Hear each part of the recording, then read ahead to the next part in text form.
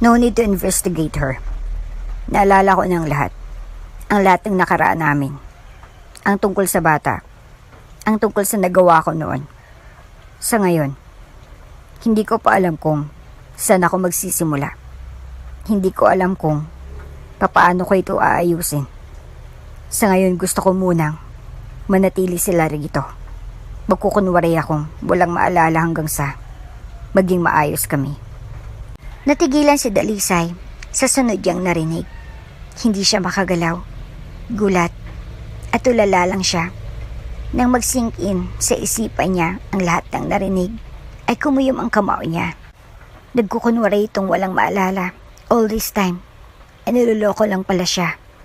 Bago ka pa lang sa channel neto, ibang kwento ni Ate Jane, istorya mo, ikwento ko. Huwag kalimutang pindutin ang notification bell at subscribe button.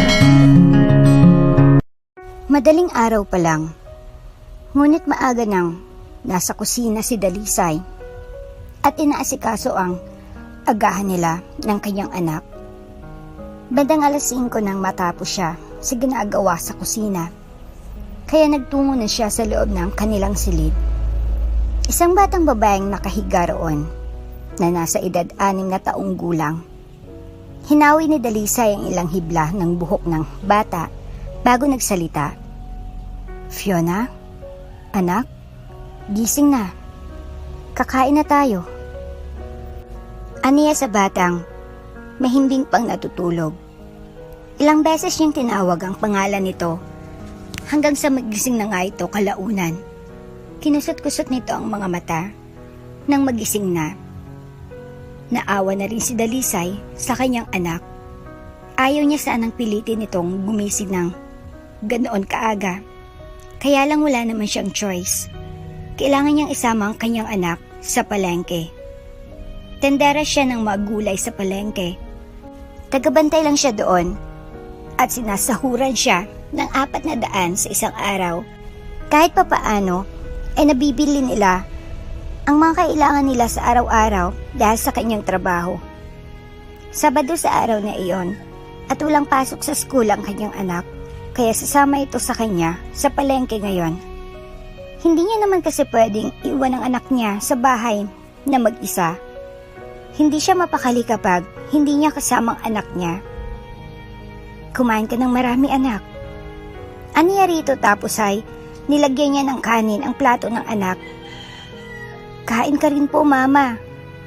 Ani naman ang kanyang anak sa kanya nang mapansin itong panay ang asikaso niya rito, tapos siya'y hindi pa kumakain. Oo. Kakain na rin si mama. Huwag kang mag-alala." Tugon niya naman rito.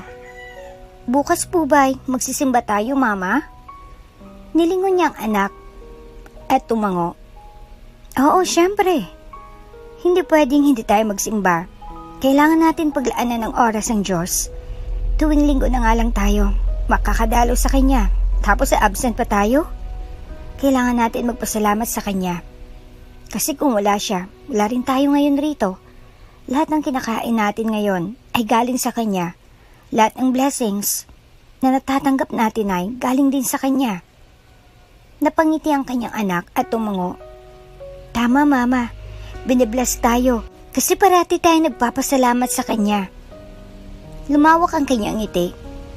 Tapos nila sa hapag ay nagligpit na sila. Tinutulungan naman siya ng kanyang anak roon. Kaya mga bandang 6 ay nakaalis na sila mula sa maliit nilang bahay.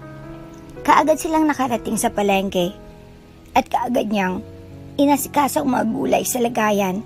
Maya-maya'y darating ang may-ari upang mag-iwan ng pera dahil maliban sa nagbebente ng gulay, ang kanyang amo ay komprador din ito ng mga niluluwas na gulay mula sa bundok.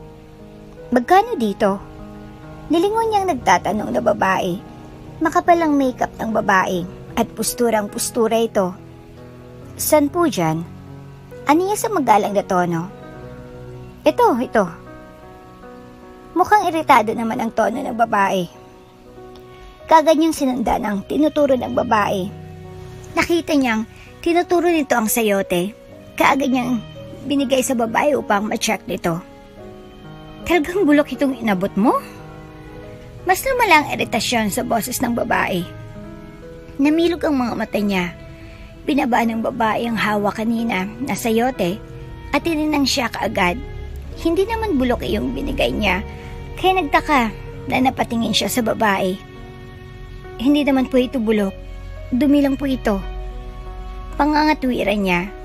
Bulok yan. Pinagpipilitan mo pa talaga. O baka nananadya ka lang? Feeling mo? Tick of fort? Nagtaas na ito ng kilay sabay pamewang. Umiling siya kaagad. Hindi naman po sa ganon. Pinulot nito ang sayote at biglang binato sa kanya.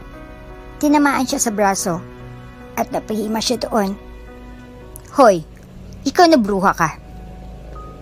Namilog ang mga mata niya nang bigla na lang magsalita ang anak niya na mewang din ang maliit niyang anak.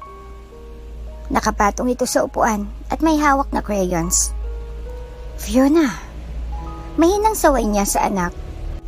Anong sinabi mong bubwet ka? Buliw ng babae.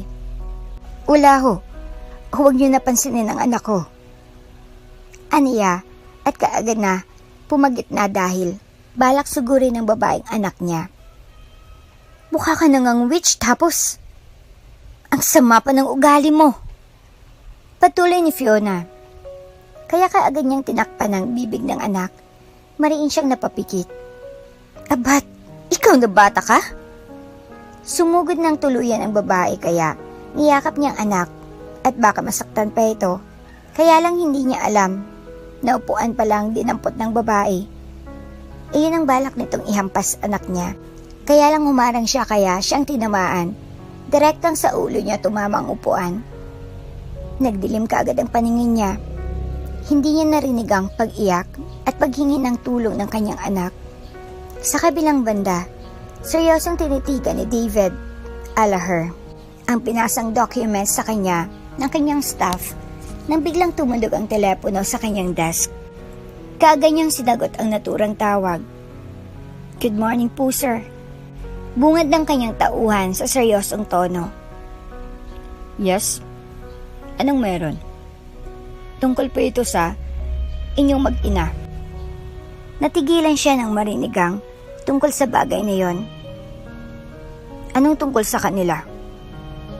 Aniya, hindi niya alam kung bakit pero kinabahan siya bigla. Sinugod po sa ospital si Ma'am Dalisay. May nangyari sa palengke kanina. At critical po si Ma'am ngayon. Nasa ER siya ngayon. Patuloy ng kanyang tauhan. Natigilan siya. Ay kung anong bagay na kaagad na sumalakay sa puso niya, wala siyang matandaan. Maging ang tungkol kay Dalisay na sinasabing karelasyon niya noon ay nakalimutan niya. A year ago, nasangkot siya sa isang car accident at nagkaroon siya ng amnesia. Gusto niyang alalahanin ang lahat ng nangyari noon pero hindi niya magawa. Pinaimbestigahan niya si Dalisay upang kahit papaano'y mapatunayan ang tungkol sa babae. Ngunit hirap kumalap ang matauhan niya ng impormasyon tungkol sa babae. Pupuntahan ko siya. Aniya sabay tayo. Call the ambulance chopper. I want them safe now. Po? Magpapakita po kayo sa kanya? Maging ang tauhan ay nagulat sa biglaan niyang desisyon. Yes, I'm coming.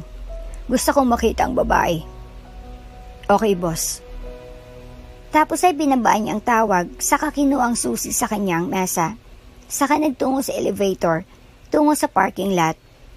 Kaagad siyang nakarating sa parking lot at nahanap ang kotse. Saka pinasibad tungo sa address ng ospital na pinasa sa kanya ng tauhan. Saktong nakarating siya sa ER na sinasabi ng tauhan. Kanina sa entrada ay sinalubong siya ng matauhan niya upang sabihin sa kanya ang kalagayan ng babae bago siya tumuloy sa loob. Ngunit sa labas ng ER ay isang batang umiiyak ang nakaupo roon. Nanatili ang mga mata nito sa pinto ng ER. Kunot noong lumapit siya, nagtungo sa may pinto. Iniisip niyang baka maling lugar ang napuntahan niya ngunit tama siya. Nasa loob si Dalisay kaya bakit nasa labas ng pinto ang batang ito? Matapos siyang makita ang kaguluhan sa loob, at pag-revive sa babae ay bahagya siyang umatras. Hindi isang pamilyar na pakiramdam ang naramdaman niya matapos makita ang sitwasyon ng babae sa loob. Muli ay umatras siya. Baka sakaling mapawi ang kakaibang pakiramdam. Ngunit ganun pa rin, hindi nagbago. Kaibigan po ba kayo ni Mama? Natigilan siya na magsalita ang bata sa tabi niya. Kasabay nun ay hinawakan nito ang hintuturo niya gamit ang maliit nitong kamay. Mama? Tinawag nitong Mama si Dalisay, pero ang alam niya walang asawang babae. Namilog ang mga mata niya nang bigla na lang humagulhol muli ang bata. Pwede niyo po bang tulungan niyo ang mama ko? Ani ng bata habang umiiyak. Kasi po, walang-wala po kami. Hindi po magandang kalagayan ng mama ko. Tsaka, baka hindi po siya asikasuhin ng doktor kasi wala kaming pambayad. Kaya pakiusap po, tulungan niyo po ang mama ko. Unti-unti siyang lumingon upang tingnan ang bata. Gulat at kit sa dibdib ang naramdaman niya sa mga oras na yon. Hindi niya alam na may anak si Dalisay nang magtagpo ang kanilang mga mata. Ng bata ay tila napigilan niya ang kanyang hininga. Ang mga mata ng bata ay pamilyar. Hindi niya maintindihan kung bakit. Nararamdaman niyang ganon. Dahil ba narinig niyang may relasyon sila ng babae at maaring anak niyang batang ito? Nagtagis ang bagang niya at hinawakan ang maliit na kamay ng bata na nakahawak sa trouser niya. Kinuha niyang phone sa bulsa habang nanatili pa rin na nakatitig sa bata. Hello? Aniya. Sabay tinanggal niya ang kamay sa bata na nakakapit sa kanya. Kita niya kung paano bumukas ang gulat at sakit sa mga mata ng bata. Ulit ay nagtagis ang bagang niya sa nakita. Nasasaktan siya at gusto niyang magmura kasi hindi niya maintindihan kung bakit nararamdaman niya iyon. Tsaka tumalikod siya habang nasa phone. Sir? Ano po iyon? Alertong sabi ng tauhan. Asikasuhin niyo ang bills at lahat ng kailangan ni Dalisay. Ani't bumalandara ulit sa isipan niya ang sakit na nakita niya sa mga mata ng bata kaya nagtagis ang bagang niya. Tapos dalhin mo sa bahay ko ang mag-ina. Oras na na-discharge na ang babae. Doon na muna sila titira sa akin. Matagal bago makapagsalita ang tauhan niya. Alam niya nagulat din ito sa naging desisyon niya kasi di naman talaga ito kasama sa napag-usapan. 20 years ago, isang magarang party ang pinasadya ng ama ni Dalisay. It's her debut. Next year ay gagraduate na rin siya sa college. Gusto niyang pasukin ang education, kaya yan kinuha niya kahit alam niyang hindi iyon makakatulong sa negosyo ng kanyang ama. Ayos lang din naman sa kanyang ama at hindi kailanman ito nag-disagree sa mga gusto niya. Only child lang siya and 5 years na noong mamatay ang kanyang ina sa cancer. Ang ama niya na lang ang naiwang kasama niya. Unti-unti nilang tinuturuan ng sariling ma-overcome ang pagkawala ng ilaw ng kanilang tahanan. Hindi madali ngunit pilit kinakaya. Maliit lang ang negosyo ng kanyang ama, hindi tulad ng iba. Ngunit generous at friendly ang kanyang ama, kaya't nagkaroon ito ng maraming koneksyon at kaibigan sa larangan ng magnenegosyo. Maliban doon ay magaling din ang kanyang ama sa pag-handle ng negosyo. Hindi malabong balang araw ay magbuboom din ang kanilang negosyo. Wala pa ba si David? Nilingon ni Dalisay ang isa sa kaibigan ng ama na si Loren. Isa ito sa malapit sa kanyang ama, kababata at naging kaklase ito ng ama niya. Animo itong nagmistulang ina niya matapos mawala ang kanyang ina. Umiling siya at bahagyang ngumiti. Wala pa po eh. Napabuntong hininga ang babae. Hayaan mo, baka abala lang. Baka may emergency sa ginawa. Darating din iyon, iha. Tapos ay tinapik-tapik ang kanyang balikat upang i-cheer up siya. Napangiti siya at tumango. Tama ito. Dapat niyang alisin ang lungkot sa puso niya na titiyak niyang darating din si David. Tibo mo ngayon. Huwag ka nang malungkot. Anito, at pinisilpang pisngi niya. Natawa na lang siya sa sinabi ni Loren. Maya-maya'y bababa na rin ang kanyang ama para mag-speech para sa opening ng party niya. Ilang saglit ay nagsimula na nga hanggang sa 18 rows na. Panay ang sulip niya sa entrance ng party pero wala pa rin si David. Ayaw niyang maramdaman ng lungkot ngunit hindi niya maiwasan. Wala pa rin ang boyfriend niya at malapit ang matapos ang seremonyas ng party. Nag-promise ang lalaki na darating pero wala pa rin hanggang ngayon. Si David ang soon-to-be CEO ng kumpanya ng pamilya. Kaya maiintindihan niya kung bakit gano'n na lang ito kaabala. At saka, seryoso ito sa bagay na yon. Sinabi ng lalaki sa kanya na para sa future nila ang ginagawa nito. Gusto nitong bigyan siya ng maayos na buhay balang araw, oras na nagpakasal siya rito. Bumuntong hininga siya at ngumiti sa kasayaw niya. Hindi maitago ang totoong nararamdaman niya sa mga oras na yon. Alam niyang maging ang mga tao sa paligid ay napapansin din iyon sa kanya. Hanggang sa natapos na ang seremonyas at nagsimula nang magsayaw ang mga bisita niya at ng ama, hindi pa rin dumarating si David. Tinignan niya ang phone at baka may text ang lalaki ngunit wala rin. Kaya maiiyak na nagtungo siya sa may pool upang doon umaupo. Napahawak siya sa dibdib nang maramdaman ng kirot doon. Hindi niya mapigilang masaktan. Nag-promise kasi si David na isa ito sa makakasayaw niya sa 18 Roses. Pero wala dyan ang lalaki. Ni-text o tawag ay wala. Babe?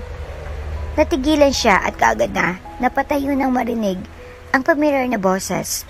Namilog ang mga mata niya nang makita si David. May dala itong bouquet ng pulang rosas. David! Ani at kaagad na niyakap ang lalaki. I'm sorry kung nalate ako. Anito, napangiti siya. Kaagad na naglaho ang tampo sa puso niya, kaya lang natigilan siya nang matanaw ang babaeng hindi naman invited sa dibo niya. Si Daniela, ang alam niyang matagal nang may crush kay David. At base sa nalaman niya, ay kababata at kaklase ni David noon ang babae. Ngayon ay nagtatrabaho nito sa kumpanya ng pamilya ni David. Kaagad na naglaho ang ngiti sa labi niya nang makita niyang kumaway si Daniela sa kanya. Sabay niya sinaanimo na nuluya sa kanya. Hayagan nitong inamin sa kanyang may gusto ito kay David. Humigpit ang yakap niya sa lalaki. Nakaramdam siya ng takot ngayong nakita niya si Daniela. Of course, that girl is an evil. Kaagad na may pumasok na hindi kaya-ayang ideya sa isipan niya. Papaano kung si Daniela palang dahilan kaya natagalan si David? Parang may kumurot sa puso niya dahil sa ideyang yon. May tiwala naman siya kay David. Kaya lang, kay Daniela, wala. Here, hold my hand. Ani David sabay abot sa kamay niya. I do super late na ako. But I can still dance with my girl, right? May lambing sa boses ni David habang nakatitig sa mga mata niya. Tito? Ani yan na naguguluhan. Hindi niya alam kung anong balak nito. Tumango ito at ngumiti. Nilapag nitong bulaklak sa tabi ng pool at hinawakan ng bewang niya at isang kamay. Napangiti siya ng mapagtantong magsasayaw sila. Okay. Aniya na nakangiti na. Isinayaw siya nito sa tabi ng pool. Habang ginagawa nila iyon, ay nagkukwentong lalaki sa nangyari sa buong araw nito. Masaya nitong kwentong tungkol sa mga projects na nadil ng mga to. Muli ay naikwento naman ni David ang tungkol sa bahay na gusto nitong ipatayo. Hindi naman kailangan na nasa tabi ng dagat, David. Ano niya na ikunento ng lalaki sa kanya? Pero yun ang matagal mo ng pangarap, babe. Gusto ko lang tuparin iyon at mukhang magandang spot nga rin iyon. Nakangiting giit ng lalaki. Tama ito. Pangarap nga niya na magkaroon ng bahay sa tabing dagat. Kaya lang hindi niya naman inaasahan na tutuparin nga iyon ni David para sa kanya. Papaano ikaw? Ang trabaho mo? Malayo yun sa trabaho mo. Ano yan na? May pag-aalala sa boses. kaya ko naman araw-araw na bumiyahe. Ayos lang yun. Huwag kang mag-alala doon. Anito at ngumiti ng may gaan sa kanya. May iyak siya kaya niyakap niya si David. Ayaw niyang makita nito ang pag-iyak niya. Masayang masaya siya kahit may kalakip na pag-aalala. Kasi gusto nitong tuparin ang pangarap niya, di bali nang ito ang mahirapan. Ipinakilala si David ng ama niya sa mga kaibigan ng kanyang ama. Nakangiti na sinundan niya ang tingin ng lalaki na kasama ng kanyang papa. Close na close ang dalawa. At alam niyang botong-boto ang kanyang ama kay David. Hindi siya mahilig sa usapang negosyo, pero si David interesado roon. Alam niyang magkakasundo ang mga ito. Natigilan siya ng maalala ang bouquet niya na naiwan sa may pool. Kaya kaagad siyang bumalik doon upang kuhanin sana. Kaya lang natigilan siya nang makita si Daniela ang may hawak ng bulaklak at mukhang papasok na rin ang babae. Oops, sorry. Sa'yo nga pala to. Anito sabay abot sa kanya ng bulaklak. Tinanggap niya iyon habang nakakunot ang noo. Ingatan mo naman yan. Ako kayang pumili niyan. Natigilan siya sa sinabi ni Daniela. Nang mapansin nito ang reaction niya, ay natawa ito. Oh gosh! Hindi sinabi sa'yo ni David? Hindi siya nagsalita. Gulat pa rin ang nakabalatay sa kanyang mukha. Okay, fine. Aaminin ko na. Mukhang walang balak na sabihin niyo ni David. Pero, ako talagang tagabili ng mga flowers na binibigay ni David sa'yo. Akala mo ba? Nag-e-effort siya? Na mamili ng mga bulaklak? Tumawa ito. I'm so sorry kung minsan mo lang siyang makasama. Super nagigilty ako na ako ang buong maghapon niyang kasama instead na ikaw. My gosh, parang ninakaw ko pang time yung dalawa. Kunyari nalulungkot ito pero alam niyang nanunuya lang ito. Nagtagis ang bagang niya. Baka kami ang talagang bagay, no? Kasi isipin mo, mahilig ako sa business tapos mahilig din siya sa business. While ikaw, gusto mo lang maging teacher which is hindi helpful sa mga gusto ni David. Hindi mo siya masusuportahan kasi wala ka naman talagang alam. And add to that, close din ang pamilya ko at pamilya ni David.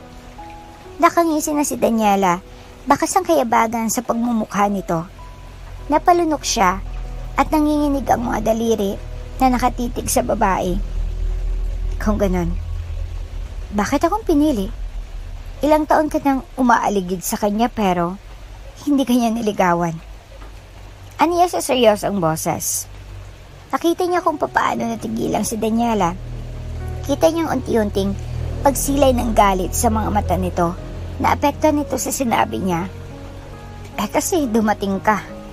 Ikaw humarang sa mga mata ni David para tingnan ako. Nagtaas na ito ng boses. Ngumiti siya. Kung talagang minahal ka ni David, kahit ilang babae pang dumating sa buhay niya, ikaw pa rin ang pipiliin niya. Kaya hindi mo ako pwedeng gawing dahilan, Daniela. Tanggapin mo na lang na hindi ka mamahalin ni David higit pa sa kaibigan. Hindi na nakapagsalita si Daniela. Maiyak itong umalis sa harapan niya. Sa kanya lang nailabas ang naipong hangin sa dibdib. Sinundan niya ng tingin ng papalayong si Daniela, ngunit nakita niya na si Lorena bakas ang takot at pag-aalala sa mga mata habang palapit sa kanya. Dalisay, iha. Ang papa mo. Umiiyak na sumbong ng babae sa kanya. Po? Gulat at naguguluhan siya. Tapos ay hinilan na siya nito papasok sa loob. Naabutan niya ang mga tao na nagkakagulo sa loob. Ilang saglit ay dumating ang ambulansya. Anong nangyari sa kanya? Tulala na sabi niya. Niyakap siya ni Lorena. Bigla na lang siyang nahirapan huminga. Tapos bumagsak siya bigla. Ang papa niya, may sakit sa puso. Ang papa niya. Ayun ang kaagad na naisip niyang dahilan kaya nangyari ang ganun sa kanyang ama. Umiiyak na si Lorena sa tabi niya. Ilang saglit ay lumapit si David sa kanya. Magkasama sila ni David na nagtungo sa ospital kung saan dadalhin ang kanyang ama. Akala ni Dalisay, magiging maayos pa rin ang lahat katulad noon. Ilang beses nang inatake ng gano'n ang kanyang ama, ngunit nagiging maayos ito pagkatapos. Pero sa pagkakataong iyon, ay sa morgue na siya dinala ni Lorena. Hindi na sa isang private room o ano paman. Talagang tuluyan nang na maalam ang kanyang ama. Maging si Lorena ay hindi siya nagawang samahan sa libing ng kanyang ama. Ayon sa narinig niya ay hindi pa rin tanggap ng babae ang pagkawala ng ama niya na pagtanto niyang higit sa pagiging kaibigan ng tingin ni Lorena sa kanyang ama. Ipinagdarasal niya na lamang na pareho nilang malampasan ang dagok na iyon sa kanilang buhay. Sinikap niyang makamove on dahil ayaw niyang malungkot ang kanyang ama kasi kung nasan man ang amay sa mga oras na iyon ay natitiyak niyang hindi ito nagugustuhan na habang buhay niyang dalhin ng pighati sa puso niya. Kasama na nito ang kanyang ina at natitiyak niyang masaya na rin ito kung nasan man ito naroroon ngayon. 2 taon nang nakalipas ay pinakasalan siya ni David. Unti-unti niyang niyakap ang buhay may asawa. Kasama si David ay tila walang imposible para sa kanilang dalawa. Napapikit siya nang maramdaman ang yakap mula sa likod kasabay ng masuyong halik sa kanyang sentido. "Babe, gising ka pa?" Ani David mula sa kanyang likod. Hinarap niya ito at ikinawit ang braso sa batok nito. Maririnig ang alon sa unahan, kasabay ng tibok ng pareho nilang mga puso. Ngumiti siya ng may lambing. "Sabay na tayo matulog. Kanina ka pa sa library. Marami bang trabaho?" Aniya, tumango ito. "Yes, pero dapat nauna ka nang matulog. Hindi yan maganda sa kalusugan mo." Napanguso siya. "Ikaw rin naman eh. Hindi rin yan maganda sa kalusugan mo." Natawa ito sabay hawi sa hibla ng buhok niya sa may bandang tenga. "Ikaw talaga ang kulit mo. Sanay na ako, samantalang hindi ka sanay sa ganito." "Sasanayin kong sarili ko." Napapailing na lang ito hanggang sa niyaya niya siya nitong matulog na. Alam nitong ipipilit niya pa rin ang gusto niya. Wala na itong magagawa sa bagay na yon.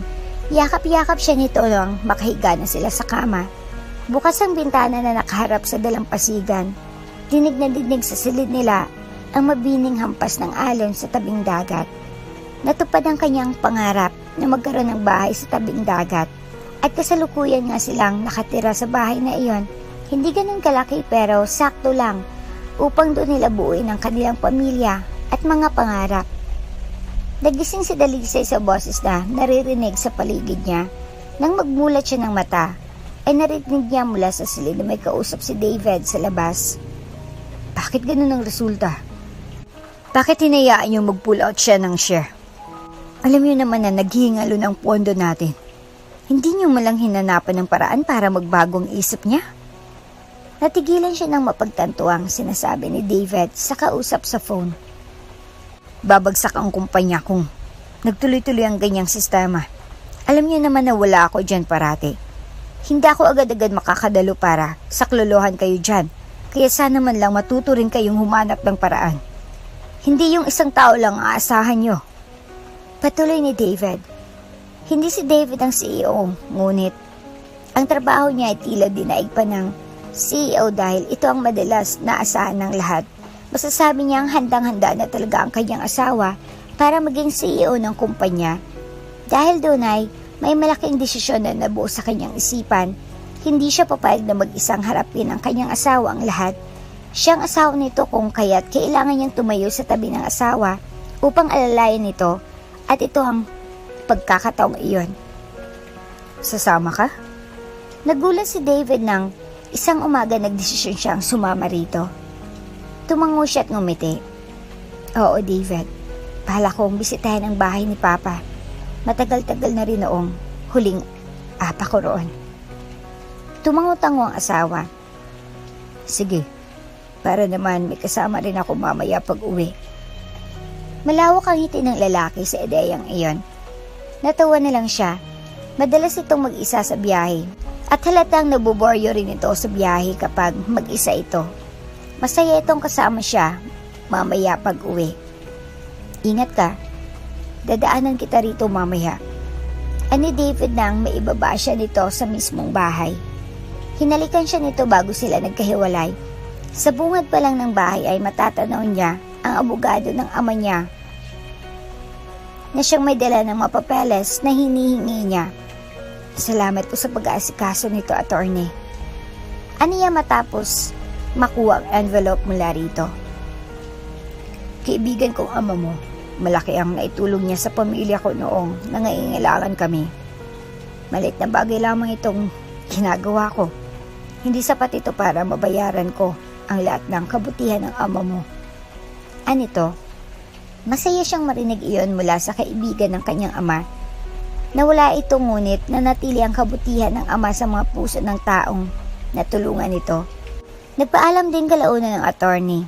Sinadya pa siya nito upang iabot lamang ang kailangan niya. Pumasok siya at tutungo sana sa office ng ama. Anong kalokohan itong narinig ko? Bigla nilang may nagsalita sa likuran niya. Nang lingunin niya, bumungad sa kanya ang tiyahin niya. Ito ang stepsister ng kanyang ama. Ampon ito ng magulang ng kanyang papa. Ibebenta mong lahat? Pati ang bahay na to? Naluloko ka na ba? Dito kami ililipat ng 2 anak ko at ng asawa ko. Sinabi ko na iyan kay kuya. Tapos ibebenta mo? Nababaliw ka na ba? Patuloy nito. Umangat ang kilay niya sa narinig mula sa babae. Bakit hindi ko pwedeng ibenta ang property ko? At bakit ililipat kayo ng pamilya mo sa property ko nang walang pasabi sa akin? Ano yan na nakataas ang noo? Property mo? Ako ang kapatid ng papa mo. Ako ang mas may karapatan dito. Anak ka lang. Nagtagis ang bagang niya. Oo, anak ako. Anak ako ng may-ari ng bahay na ito. At siyang susunod na magmamay-ari ng property ng papa ko.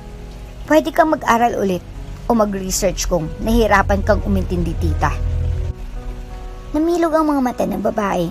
Halatang di inaasahan na sasagutin siya nito ng ganon. Hindi. Hindi mo ibebenta ito. Sigaw nito. Nagbitiw siya ng simpleng ngiti rito. Hindi lang po ito ang ibebenta ko. Pati po ang kumpanya ni Papa. Dagdag niya. Ano? Doon nagtatrabaho ang mga anak ko. Bulalas nito. Ayos lang po. Hindi naman sila tatanggalin doon. Kaya lang dapat magsipag-sipag din sila upang hindi sila matanggal. Ang bagong may-ari ng kumpanya ay tiyak na hindi katulad ni Papa na pinapalampas lang ang katamaran ng mga anak nyo, kita. Tinotolerate ni Papa iyon kaya't hindi na tama dahil stepsister ka niya at pamilyang turing niya sa'yo. Kaya lang sumusobra na ho kayo. Kaya ngayon, magbago na po sana kayo. Tapos ay umakyat siya sa taas. Nagsisigaw ang tita niya sa baba pero wala siyang pakialam. Kukunin niyang mga kailangan niya sa bahay na iyon bago siya aalis. Ang susunod niyang pupuntahan ay ang kumpanya ni na David. Bago iyon ay tumawag siya sa sekretary ng kumpanya. Yes po, ma'am. Magalang na bungad ng sekretarya. Hello? Pwede niyo po ba akong ipahanda ng mga papeles para sa transfer ng money sa account niyo? Matagal bago nakapagsalita ang babae sa kabilang linya. Sino po sila? Can I have your name po? Ipapa-appoint ko po kayo sa financial assistant namin, ma'am. No need. Gusto kong gawing discreet lang itong transaction na ito. Mag-i-invest ako sa kumpanya nyo at itatago mo ang identity ko. Aniya sa babae. Sige po, ma'am. Kung yun po ang gusto nyo. Ani ng babae sa kabila sa alanganing boses. Halatang hindi ito makapaniwala na may katulad niya na investor sa kumpanya. Ayaw niyang malaman ni David na isa siya sa investor ng kumpanya nito. Gusto niyang isekreto ito sa lalaki. Palim niya itong tutulungan hanggang sa maging successful ito. Lunes ng umaga ay abot-teng ang ngiti ni David. Halik sa pisngi at may kalakip na pagkanta pa ng bumunga dito sa kanya. Mukhang masaya ka yata. Anong meron? Nagtataka niyang usisa sa asawa. Know what? Anito at niyakap siya. Na-promote na ako. CEO na ako ngayon, babe. May isang random na investor na hindi raw nagpakilala na bigla na lang nag-transfer ng malaking halaga sa account ng company. Natuwa si Papa kaya bigla na lang siyang nagdesisyon na i-turn over sa akin ang pamamahala ng kumpanya. Namilog ang mga mata niya nang marinig iyon mula sa asawa. Maiyak siyang niyakap ang asawa at paulit-ulit na kinongratulate ito. Halata sa mukha nito ang saya at lalo na siya, sobrang masaya siya sa naging achievement nito. Sa labas tayo mag-celebrate mamaya. Hindi ako papasok ngayon. Ani David. Hindi malis ang ngiti sa labi niya nang marinig iyon. Sa araw na iyon ay walang oras na hindi siya hinahalikan ng asawa. Abala ito at madalas stress pero ang achievement nito ang nagpapasaya rito. Bawing-bawi ang mga stress at puyat dahil sa natamasa nito. Ganadong-ganado ito sa mga sumunod na araw. Sobrang aga nito sa trabaho at masaya naman siyang gawin ang duty niya bilang asawa nito. Masasabi niyang sa pagkakataong iyon ay nagampanan niya ang role niya ng maayos. Kaya lang darating ang pagkakataong susubukin ka ng panahon. Hindi na sa ni Dalisay na iyon na rin ang pala. Ang huling beses na magiging masaya sila.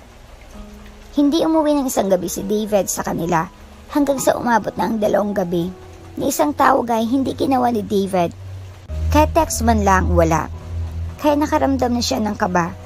Kaya nagdesisyon na siyang puntahan ang pinagtatrabahuan ng asawa. Saktong nakarating siya sa opisina nang maabutan niya itong kasama si Daniela. Magkausap ang dalawa. Hindi ito umuwi ng 2 gabi tapos ito pang maaabutan niya. Parang umahon ang inis sa puso niya. Good morning. Aniya sa dalawa nang lumingon ang mga ito sa kanya. Ngunit imbis na makita niya ang guilt at gulat sa mukha ng asawa ay mukhang kalmado pa ito. Kalamigan ang nakabakas sa mga mata nang tingnan siya nito. Why are you here? Biglang tumayo si Daniela at sinalubong siya ng ganon. Kumunot ang noon niya sa naging asta nito. Daniela, sa labas ka muna. Kailangan muna namin mag-usap. Sumingi si David dahilan para matigilan si Daniela. Sumunod naman ang babae at masamang tingin ang pinukol sa kanya bago lumabas at iniwan silang dalawa. Ano yun? Aniya sa naiinis na boses. Tiningnan lang siya ni David at biglang nilapag ang isang folder. Lumapit siya at tiningnan iyon. Natigilan siya nang makitang nakalagay sa papel. Annulment papers iyon. Para saan ito? Gulat at pagtataka ang nakabalatay sa mata niya. Pirmahan mo. May kalamigan sa asta ni David na ipinagtaka niya. Anong sinasabi mo? O mas mabuting basahin mo muna ito bago ka pumirma. Putol nito sa sasabihin niya. Wala sa sariling tinignan niya rin ang laman ng envelope na ibinigay ni David. Nakita niyang record ng bank account niya at ang 5 milyong na ipasok doon. Nakikita mo ba? Ani David at may iritasyon sa mga mata nito habang nakatitig sa kanya. Iyan ang perang nawawala sa kumpanya ko. The same day kung kailan mo pinasok sa bank account mo ang halagang yan. David, hindi totoo. Maybe you're just using me.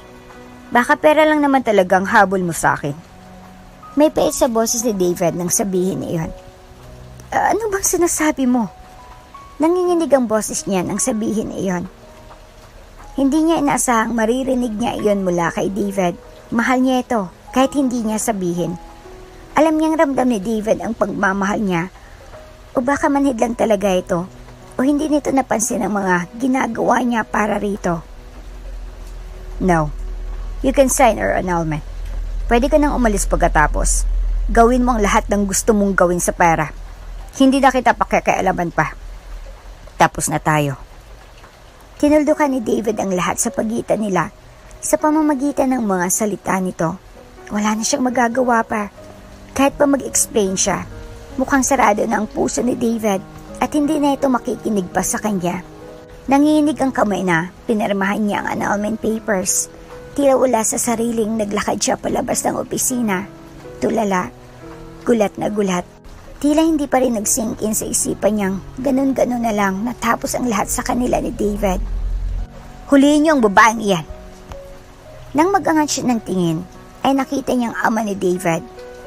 May kasama itong 3 pulis. Tinuturo siya. Dapat kang makulong. Bulion ito. Nagbago ang lahat nang magkahiwalay sina David at Dalisay. Iniwan niyang dating bahay na tinitirahan nila ng babae. Kumuha siya ng condo malapit sa kumpanya niya. Sa huli, pinili niyang trabaho niya at ang kumpanya. Iniwan niya si Dalisay para sa pera. Nalaman niya sa investor niya na ang perang nakita nila sa bank account ng ex-wife niya ay ang mismong pera na in-invest nito sa kumpanya niya, dahilan para ma-promote siya at maging CEO. At ang totoong nagnakaw ng pera ay ang mismong nagsumbong na si Daniela. Sinira sila nito ng babae. Magsisimanay huli na, hindi niya na may babalik pa sa buhay niya si Dalisay. Ang lahat ng pangarap at mga binuo nila'y gumuho lang sa isang kisap mata. Ang mas malala ay nalaman niyang pinakulong ito ng ama niya, nakalayang babae matapos mabigyan ng parol. Pagkatapos nun, ay hindi niya na mahagila pa si Dalisay. Tuluyan na itong umalis at hindi na nagpakita sa kanya kailanman. Araw-araw, gabi-gabi siyang minumulto ng nakaraan. Hindi niya kinaya at piniling maglasing upang makalimot. Hanggang sa naaksidente siya. At tuluyan niya nangang nakalimutan ang lahat. Nagka-amnesia siya. Dinala siya ng ama sa Amerika upang doon ipagamot. Noong bumalik siya sa Pinas, ay tila bata siyang walang kamuwang-muwang maliban sa ama niya. At kanyang pangalan ay wala siyang ibang alam, wala siyang matandaan ni katiting ng nakaraan niya. Hanggang sa may mahalungkat siyang papel tungkol sa babaeng nagngangalang Dalisay Corvera. Ang babaeng sinabing ex-wife niya. Ngayon ay tila siya naman ang naghahabol sa nakaraan. Gusto niyang malaman ang lahat. Gusto niyang magkaroon ng kahit kaunting ideya tungkol sa naging buhay niya noon. At magsisimula iyon sa babaeng ito. Ang laki ng bahay ng lalaki, no? Talagang dito tayo titira, mama? Narinig niya ang boses ng bata sa entrance pa lang ng mansyon. Malaki ang mansyon. Ito'y bahay lang na maliit noong dumating siya mula sa Amerika. Nasa tabi ng dagat ang property na ito. Aamin niyang nung una niyang nakita ang property na ito sa tabi ng dagat ay tila may kung ano siyang naramdaman dito. Tila konektado sa nakaraan niya. Pinagawa niya ulit ang bahay hanggang gawin niyang mansyon. Dito siya madalas umuwi pagkatapos siya sa trabaho. Magaan ang pakiramdam niya sa tuwing uuwi siya rito kaya hindi niya na iniwan pa. Matapos ma-discharge ng babae sa ospital, ay sinabi niya sa tauhan niyang dalhin sa mansyon niya ang mag-ina. Nakatayo siya sa unahan habang naghintay sa pagdating ng dalawa. Natanaw niya ito sa malaking bulwagan hanggang sa nagsalubong ang mga mata nila ng babaeng nagngangalang Dalisay. Natigilan siya. Hindi niya kilalang babae pero parang familiar ito sa kanya. Wala siyang matandaan tungkol dito pero parang hindi ito ang unang pagkikita nila. Hello po, ako po si Fiona. Bumati ka agad ang bata. Malawak ang ngiti nito samantalang tulala at mukhang gulat na gulat ang babae nang magtama ang mga mata nila. Good morning. Buti at nakarating kayo. Aniya sa seryosong boses sabay baling sa bata. Saglit siyang napatitig sa bata. Kaagad na dumako ang mga mata niya sa mga mata nito. Nagtaka siya nung una kung bakit familiar sa kanya ang batang ito. Napagtanto niya kalaunan na ang mga mata pala nito ay katulad sa kanya noong bata pa lang siya. Kahit hindi niya sinuklian ang ngiti ng bata, ay nanatiling nakangiti ito at masayahin pa rin. Magandang umaga. Seryoso at formal na sabi ni Dalisay. Tinulungan ko kayo, pero hindi yun libre. Gusto ko sa pamamagitan ng pagtatrabaho niyo rito ay mabayaran yung nagastos ko. Sunod niyang sinabi. Bago dali ng mag-ina sa mansyon na iyon, ay nagkaroon ng agreement ang mga ito at ang tauhan niya tungkol sa bagay na ito. Alam ng mga ito ang mangyayari oras na pumayag ito sa kondisyon. At dahil pumayag ang mga ito kaya't nandito ang dalawa sa kanyang harapan. Hindi niya alam kung papaano napunta sa ganitong sitwasyon ang kanyang ex-wife. Hindi siya halos makapaniwala nang malaman niya ang sitwasyon ng babae. Paano niya ito naging asawa gayong ganito ito kahirap? Papaano niya nagustuhan ng babae sa ganitong sitwasyon nito? Anong klaseng relasyon ang mayroon sila? Papaano sila nagkahiwalay? Kung ano-anong bagay ang nabuo sa isipan niya, hindi niya alam kung saan magsisimula. Naiintindihan po namin. Magalang na sagot ng babae. Hindi ito nag-react ng malala o kung ano paman, nanatili ang kalamigan sa mga mata ni Dalisay habang nakatayo sa harapan niya. Aware itong wala siyang maalala dahil na rin sa sinabi ng tauhan niya tungkol sa naging kondisyon niya. Ex-wife niya ito at party siyang nangakaraan nito. Ngunit walang drama o kung ano man sa mga oras na yon. Animo pure business na lang talaga ang namamagitan sa kanilang dalawa. Nandoon ang mga ito upang bayaran ang nagastos niya. At nandoon siya upang singilin ng mga ito. Wala nang ibang dahilan pa. Then, all clear. Magsisimula ka na bukas. Aniya sa babae. Tumangon lang ito at sumunod na sa tauhan niya tungo sa maid's quarter. Sinundan niya ng tingin ang mag-ina. Ang bata ay panilingon sa kanya habang si Dalisay ay tahimik at seryosong naglakad ng walang lingon-lingon. Binitawan niyang malalim na paghinga. Animo kanina pa niya pinipigilan ang paghinga niya nang hindi niya na mamalayan. Masasabi niyang may kung ano talaga sa babae na dapat niyang alamin. Hindi pa man napapatunayan ay parang nararamdaman niya na ngayon pa lang. May kakaibang pakiramdam na hatid na ang mag-ina sa kanya. Napahawak siya sa dibdib nang maramdaman ng malakas na kabog na yon. Kahit ang puso niya ay nag-react ng ganon. Nagtagis ang bagang niya at umalis na bago pa lumala ang lahat. Tutungo na siya sa kumpanya upang asikasuhin ang mga bagay-bagay na kailangan niyang asikasuhin tsaka babalik siya bukas. Kailangan niya munang pakalmahin ang sarili. Pakiramdam niya ay mababaliw siya oras na nanatili siya roon. Seryoso ang mga mata na nanatili iyon sa kalsada. Tila may pwersa na humihila sa kanya upang manatili roon. Kaya lang kailangan niyang labanan ang urge na iyon. Hindi mapirmi ang mga mata ni David sa kinakain. 3 linggo nang nakakaraan. Ganon parati ang setup nila at walang nagbago sa loob ng ilang araw na pananatili ng mag-ina roon. Nasa hapag siya at kinakain ng inihanda ng babae para sa kanya. Linggo ng umaga, hindi siya pumapasok tuwing linggo at nanatili lamang sa bahay. At sa tuwing kakain siya, ay hindi niya kasabay ang mag-ina. Hinihintay ng mga ito na matapos siya sa pagkain bago kakain ng mga ito. Hindi siya komportable sa ganong setup, kaya nga hindi siya makapag-concentrate sa pagkain. Panay ang sulyap niya sa dalawa habang nagdidilig ang mga ito ng halaman sa labas. Kinuha niyang kape at nagtungo sa may pinto na nagdudugtong sa pool.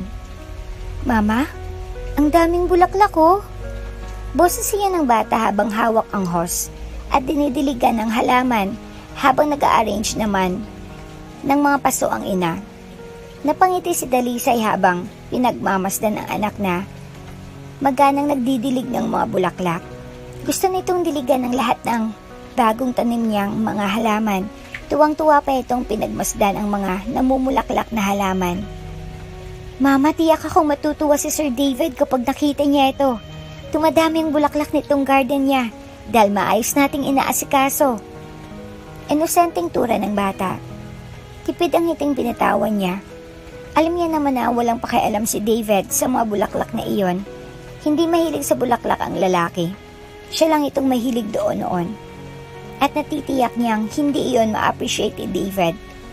Wala itong maalala. Heto nga, atrabahante ang turing nito sa kanila ng kanilang anak. Nasasaktan siya tuwing magkukwento ang anak niya tungkol kay David. Sa tuwing magsasalita ito, animo umaasa ito ng kaunting atensyon mula sa lalaki. Hindi alam ng kanyang anak ang tungkol kay David, ngunit tila nararamdaman nito ang connection nito sa lalaki. Heto, diligan mo rin ito. Aniya't inilapit sa anak ang inayos niyang paso. Opo. Tapos ay alertong kumilos kaagad ang anak upang sundin ang gusto niya. May tinabi akong ulam kanina. 3 piraso ng longganisa at 2 tusino. Namilog ang mga mata ng anak matapos marinig ang sinabi niya. Yehey! Masarap ang ulam namin. Anito sabay talon-talon. Natawa siya sa naging reaksyon ng anak. Hanggang sa may napansin siya, nilingon niya ang bandang entrada ng pool at nakita niya roon si David. Nakatanaw ang lalaki sa kanila. Kagad itong umalis doon nang mapansin na nakatingin siya rito. Binalik niyang tingin sa anak. Dalian na natin para makakain na tayo. Tapos na si Sir kumain. Aniya sa anak. Natuwa ang anak at binilisan nga nito ang kilos para makakain na. Hindi sila pwedeng kumain hanggat hindi pa tapos ang kanilang amo. Hindi yun rule sa bahay. Sariling rule niya iyon upang maiwasan nila si David. Ito lang ang natatanging paraan para mabayaran nila ang lalaki. Noong malaman niyang may amnesia ito, ay nagbagong isipan niya. Hindi niya alam kung anong nangyari kay David noon, ngunit ayaw niya nang alamin pa. Pagkatapos nito ay aalis sila ng kanyang anak. Magpapakalayo-layo sila, katulad ng ginawa nila noon. Kumain ka ng marami, ito pa, kain pa. Inilagay niya lahat ng ulam na tinabi niya para makakain ng maayos ang anak. Kaya lang napansin nitong wala siyang ulam sa plato niya. Ikaw po, bakit wala ka pong ulam? Hinain ko na, busog na ako, kaya kumain ka lang dyan. Pagsisinungaling niya kahit ang totoo, puros kanin lang ang sinusubo niya. Ang sarap nito, Mama. Parang gusto ko nalang tumira habang buhay rito, sa bahay ni Sir. Tito, araw-araw masarap ang ulam natin. Doon sa atin, para ating dilata. Reklamo nito. Napabuntong hininga siya. Hindi pwede, anak.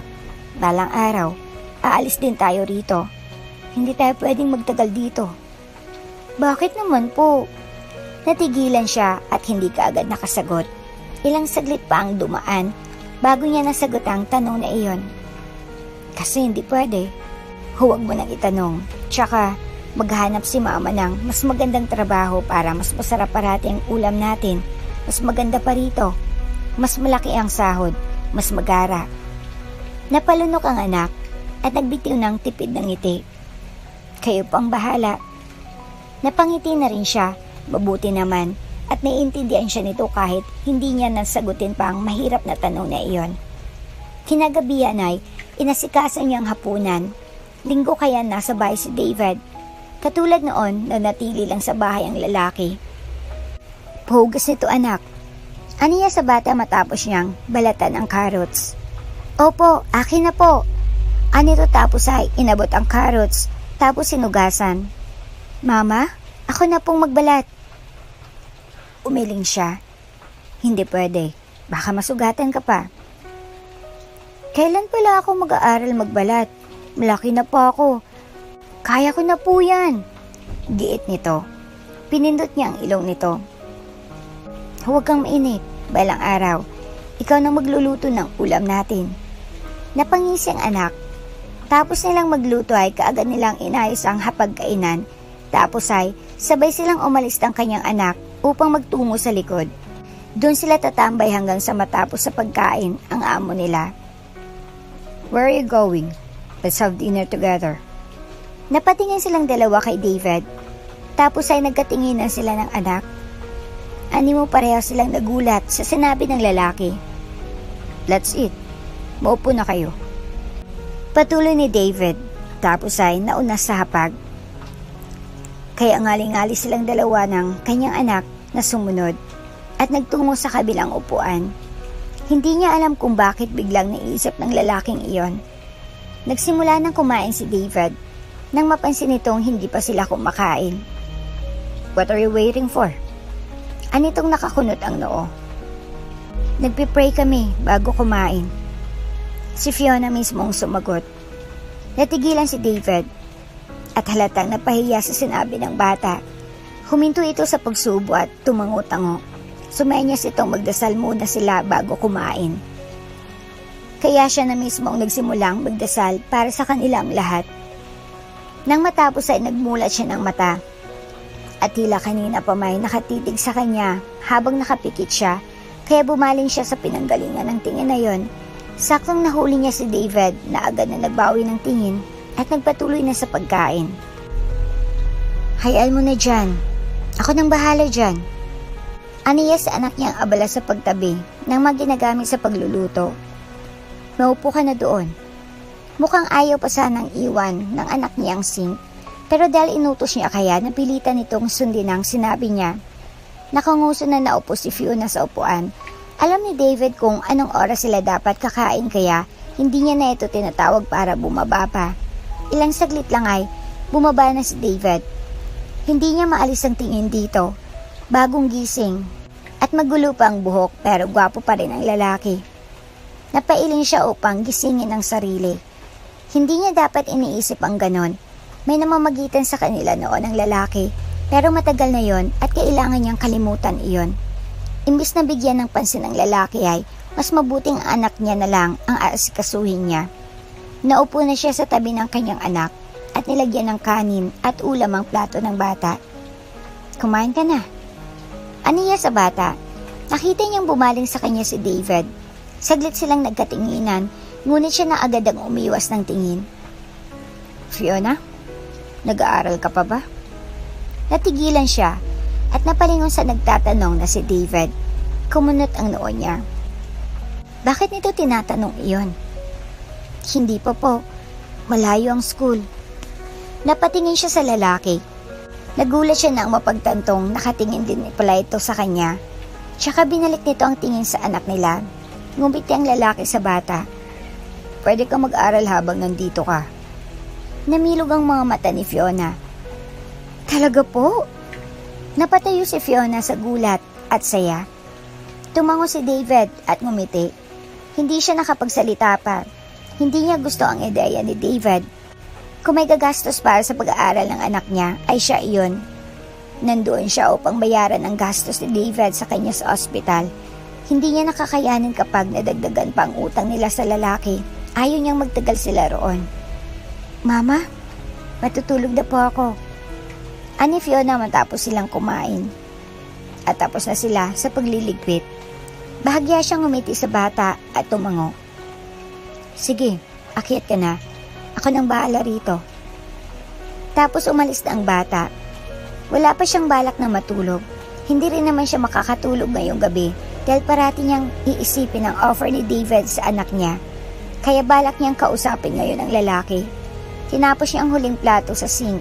Tapos ay nagpunas at nangaling-aling nagtungo sa hagdan. Hindi siya dapat nakikialam pa sa buhay niyo. Matagal kanya nang binura sa buhay niya, Dalisay. Aniya sa sarili. Kailangan nitong malaman ang side niya. Hindi niya hayaang basta-basta na lang sila nitong diktahan. Kaya lakas loob na humakbang siya paakyat sa hagdan tungo sa office ng lalaki. Nang makarating siya sa pinto, ay walang pagdadalawang isip na kumatok siya. Garin, bukas yan. Anito mula sa loob. Kaya kaagad siyang pumasok. Kaagad na nagtama ang mga mata nila. Sinara nito ang laptop nang makita siya. What is it? Seryosong mga mata nito na nakatingin sa kanya. Ganun din ang tingin na binibigay niya rito. Nandito po ako para sabihin, tinatanggihan ko ang offer mo sa anak ko. Hindi niyo po siya pag-aaralin. May ipon po ako para doon. At ako ang gagasto sa pag-aaral niya. Malaking tulong iyon pero salamat na lang. Direktang sabi niya upang hindi na humaba pang usapan. Iyon lang po ang pinunta ko rito. Pasensya na sa abala. Aalis na ako. Akmang aalis na siya nang magsalita ito. Kailan pa? Kunot noong nilingon niya ito. May panunuya sa mga mata ng lalaki nang magtama ang mga tingin nilang dalawa. Ha? Ano yan ang di maintindihan ang sinabi nito? Kailan mo pa siya mapapag-aral niyan? Nagbabayad ka pa para sa utang mo sa akin. Mabibehind ang bata. Problema ko na yun, David. Putol niya ay kinatigan ng lalaki. Mawalang galang na. Haalis na po ako. Hindi na nakapagsalita pa si David dahil nakalabas na siya ng pinto. Wala siyang pakialam kung magalit ito o ano. May karapatan naman siyang magdesisyon para sa anak niya. Masyado nang nakikialam si David sa kanila ng bata. Ama ito ni Fiona pero wala na itong karapatan sa kanilang dalawa ngayon. Mag-aaral na raw pa ako, sabi ni Sir. Kailan kaya ako mag-uumpisa? Isang umaga ay bigla iyong naitanong ng anak niya. Nasa hardin sila at inaasikaso ulit ang mga tanim nila sa may pool. Tumikim siya bago nagsalita. Siguro sa susunod na taon? Hindi ako sigurado. Hintayin na lang muna natin. Kagabi niya pa iniisip kung papaano siya makapag-ipon para makapag-aral ang anak niya. Tama naman na habang nasa bahay sila ni David, ay nag-aaral din ang bata. Baka mapag-iwanan nito ng mga kaedaran nito at hindi ito makapag-aral sa taon na iyon. Nakita niyang nalungkot ang bata, umaasa itong makapag-aral kaya niintindihan niya ang nararamdaman nito ngayon. Nahanap ng paraan si Mama. Makapag-aral ka sa taon na ito. Ano yung dahilan para bumaling sa kanyang anak? Kaya lang, Mama. Umiling siya. Alam niyang nag-aalala itong baka di niya kayanin lalo pat nagbabayad sila ngayon kay David. Pero hanap pa rin siya ng paraan. Ayos lang. Nakakahanap ng paraan si Mama. Tapos ay ngumiti siya rito ng may gaan.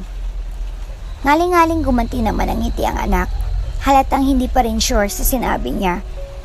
Samantala, gulat ang bumakas sa mga mata ni David nang magising. Matapos siyang puntahan ni Dalisay noong gabing iyon, ay hindi siya nakatulog kaagad. David. Ang namutawi sa bibig niya. Nung binanggit nito ang pangalan niya ay biglang sumakit ang ulo niya at sunod-sunod nang rumaragasa ang mga alaala sa isipan niya na parang sapa. Hindi niya tinigilan ng sakit at ang mga alaala na biglang sumusulpot sa isipan niya hanggang sa nakatulugan niya ang mga iyon. Nagising siya, nabasa ang pisngi ng luha. Napasapo siya sa ulat, hirap na tumayo saka nagtungo sa glass wall sa gilid. Sumilip siya sa baba at nakita niyang mukha ng babaeng dahilan ng lahat kagabi. Tumingala si Dalisay sa gawi niya at natulala siya. Naalala ko ng lahat. Wala sa sariling namutawi sa bibig niya. Ang dalampasigan, ang buong kabahayan, ang bawat sulok nito ay sumusuka ng mga senaryo sa nakaraan. Malaki ang bahay at hindi ito tulad ng dati. Hindi na iyon ang dating bahay na nasa alaala niya. Lahat ay binago. At ang mukha ng babaeng nagmamakaawang paniwalaan niya ay sumilay sa alaala niya. Ngunit imbis na paniwalaan nito ay tinakwil niya pa. Ang babaeng iyon ay heto sa bahay niya. Nandito upang bayaran ang bagay na dapat hindi na nito ginawa pa. Dahil sa totoo lang, siyang may malaking kasalanan sa babae. Tulala siya habang pinagmamasdan itong papasok kasamang bata na sigurado siyang anak nilang dalawa. Itinakwil niya ito noon kasamang kanilang supling. Nagtagis ang bagang niya, pinipigilan niya ang luhang umalpas sa mga mata. Hindi niya lubos maisip kung gaano kasakit ang mga pinagdaanan nito. Papaano nito pinalaki ang mag-isa, ang anak nila?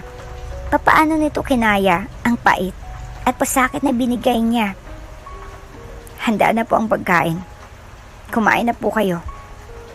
Formal na sabi ni Dalisay nang magtagpo ang kanilang mga mata. Ngunit imbis na magsalita ay nanatili siyang tulala. Hindi makapagsalita at hindi rin maalis ang mga mata sa babae. Hanggang sa lampasan siya nito. Sunod na pumasok ang bata nang umiti sa kanya at bahagyang yumukod bago siya nilampasan. Anong klaseng kaulang hiyaan ang nagawa niya? 5 araw na hindi umuwi si David sa mansyon. Hindi niya alam kung ano ang problema ng lalaki. Kaya lang hinahanap ito ng anak niya. Panay tanong ito kung kailan babalik si David sa bahay. Mama, may nagdo-doorbell. Ani ng anak niya? Pakitingnan anak, huwag mong buksan agad. Itanong mo kung anong kailangan. Utos niya sa anak habang inaasikaso ang ulam para sa umagang iyon. Araw-araw siyang naghahanda ng pagkain. Baka sakaling bumalik si David at gustong kumain agad pagkarating. Mama! Daniela raw ang pangalan niya, kaibigan daw ni Sir David.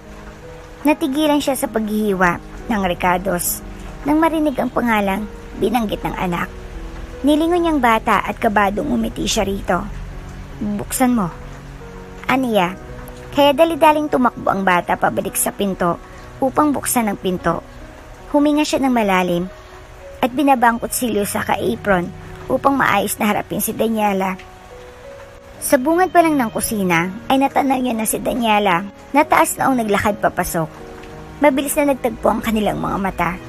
Kaagad nagbago ang ekspresyon sa mukha ng babae nang mapagtantong tamang nakikita nito. Oh, kalaunan ay nagbitiw ng nanunuyang ngisi si Daniela. Pinalingan niyang anak. Pumasok ka muna sa kwarto. Nakangusong tumango si Fiona. Nang mawala ang anak ay hinarap niya si Daniela. Wala si David dito. Ilang araw siyang hindi umuwi. Kung gusto mo siyang puntahan, tawagan mo na lang. Natitiyak kong nakokontak mo siya. Formal niyang sabi kay Daniela. Yes, of course. Hindi talaga uuwi yun lalo na kung ikaw ang nandito. Hanggang ngayon pala'y pinipilit mo pa rin ang sarili mo sa kanya. Ganun ba talaga kakapal ang mukha mo? Ani Daniela sabay ngisi. Nanatiling malamig ang mga mata niya. Nasasaktan siya sa loob-loob niya. Pero kailangan niyang ipakitang hindi siya apektado. Ayaw niyang magbukhang talunan sa harapan ng babae. Ilang beses na siyang nagbukhang talunan noon. Kaya tama na iyon. Hindi ko alam ang sinasabi mo. At hindi ko rin kailangan mag-explain sa'yo. Balak niyang bumalik sana sa kusina pero biglang hinawakan ni Daniela ang braso niya upang hindi siya tuluyang makaalis. Daniela? Ayaw mo pang aminin na desperada ka talaga? Anito sa nanlilisik na mga mata. Ngayon niya napagmasdan ang malapitan si Daniela. Mukhang lumalaki ng eye bags nito at hindi na kasing blooming katulad noon. Hindi niya alam kung anong nangyari rito sa mga nagdaang panahon na wala siya. Solo na nito si David at matagal siyang nawala, dapat masaya ito ngayon. Pero ito, at kabaliktaran ang nakikita niya. Bahala ka sa gusto mong isipin. Sinagot ko ng katanungan. Kung gusto mong malaman, wala dito si David. Kaya pwede ka nang umalis. Aniya sa kalmadong tono. Nagtagis ang bagang nito at ngumisi. Hinihintay ko siya. Dito lang ako. Tapos ay binitaw niya siya nito. Sa kabilang banda ay narinig lahat ni Fiona ang mga insultong sinabi ng babaeng nagngangalang Daniela sa mama niya. Sinundan niya ng tingin ng babae na umupo sa sofa sa sala ng mansyon. Nakangiti siyang lumapit kahit nagngingit-ngit ang kalooban niya. Hello po. Aniya sa babae. Tas ang kilay na nilungon siya ng babae. Kinakausap mo ako? Sino ka ba? Anito sa mataray na boses. Opo, ako po si Fiona. Ako ang anak ni Mama Dalisay.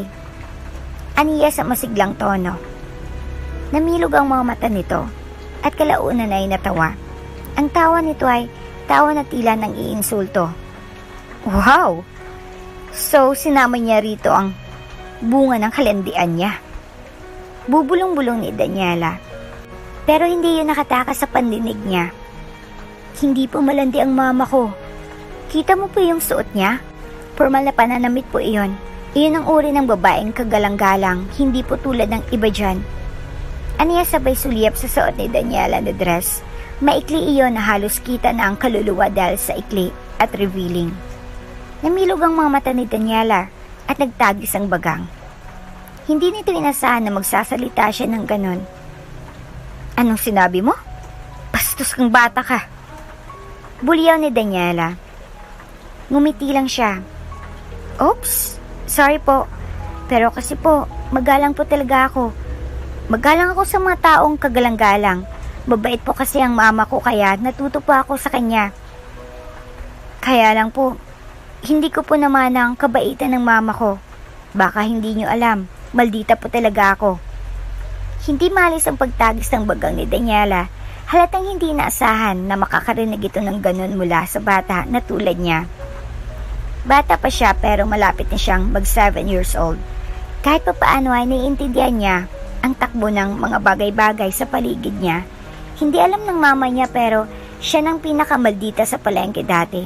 Natutunan niya iyon sa mga kalaro niya. Masyadong mapagkumbaba ang mama niya, bagay na ayaw niyang sundin. Gusto niyang matutong lumaban para sa mama niya. Kung hindi kayang protektahan ng mama niya ang sarili nito, ay siyang magiging protection nito. at hindi niya papalampasin ang Daniela na ito. Bakit nga ba po pala kayo nandito? Sabi ni Mama, wala ritong hinahanap nyo, kaya pwede na po kayong umalis. Titimplahan ko sana kayo ng juice pero sayang ang juice iinumin lang ng basura. Nanatilang nanunuy ang ngisi niya sa labi habang sinasabi iyon. Napatayo si Daniela at bahagyang hinawakan ang braso niya. Ikaw nabubit ka. Anong sabi mo? Nanggagalaiti na sigaw ni Daniela. Tumingala siya sa CCTV tapos tumingin sa kamay nito sa braso niya. Bumuo ng kuko ni Daniela roon pero ininday niya ang sakit. Alam mo po, yung kalaro ko noon sa palengke. Napakulong niya yung alin na nanakit sa kanya. Aniya na nakangisi. Natawa ito. Akala mo matatakot mo ako? Ngumisi din siya. Hanggang sa nakita niya ang parating na si Sir David. Hindi ito napansin ni Daniela. Aray! Aray! Tama na po! Pagdadrama niya, kaagad siyang umiyak. Anong drama mo na yan? Ang tapang mo kanina tapos magdadrama ka ngayon? Natatawang sambit ni Daniela habang hawak pa rin siya ng mariin sa braso. Daniela! Tumagandong ang boses ni David sa malaking buluagan. Kaagad na lumapit ang lalaki upang tanggalin ang kamay ni Daniela sa kanya. Nakita ni David ang sugat sa braso niya. Nagmarka ang kuko ni Daniela roon. What the fuck? Bulian ni David at hindi napigilang itulak si Daniela na kaagad na napasubsob sa sahig. Tumingin siya kay Daniela. Nagkatingin sila ng babae at nakangisi siya rito. Nagtagis ang bagang nito sa nakita nito sa kanya. That devil! Tinuro siya ni Daniela. Ang kapal naman ng mukha mong pakita rito. Umalis ka na bago pa magbagong isip ko at ipahuli kita sa mga pulis. Matigas ang mga salitang binitaw ni David. Naniningkit ang mga mata ni Dalisay nang makita niya ang eroplano na sasakyan nila. Isang araw bigla na lang nagyaya si David na mag-travel. Kailangan ko ang service mo doon. Busy ako at walang mag-aasikaso ng pagkain. At ibang kailangan ko. You need to go with me. Iyon ang huling sinabi ni David at talagang ginawa pang dahilan ang bagay na iyon gayong alam niyang kakain ito sa mga restaurant doon. Anong use niya doon gayong di naman siya magluluto roon? Tara. Nagulat siya nang bigla na lang sumigaw ang anak niya. Nagulat siya sa outfit nito. Malaki ang sun hat nito na may malaking bulaklak pa na disenyo. Tapos naka-short at backless pa. Hindi tayo turista, anak. Bakit naman ganyan ang ayos mo? Aniya napahiya sa pinanggagawa ng anak niya. Ay, di ba po ganito ang suot ng mga pupunta ng dagat? Anito sa inosenteng reaksyon. Natawa na lang siya. Kagabi pa ito excited matapos malaman na isasama sila ni David sa business trip nito. Tara na. Ani David nang makalapit sa kanila. Namilog ang mga mata ni Fiona at pakiambot-kembot pa na sumunod kay David. Napasapo siya sa noo. At talaga si David pa ang tagabitbit ng gamit ng anak niya. Nagmukhang alalay tuloy si David. Nang makarating sila sa Kalapan, ay kaagad silang naghanap ng makakainan. Ang tanging available ay ang Korean restaurant na hindi pa nila subukan kahit kailan. Bulalas ni Fiona, sabay nga at paypay sa bibig. Bakit? Napasok ka?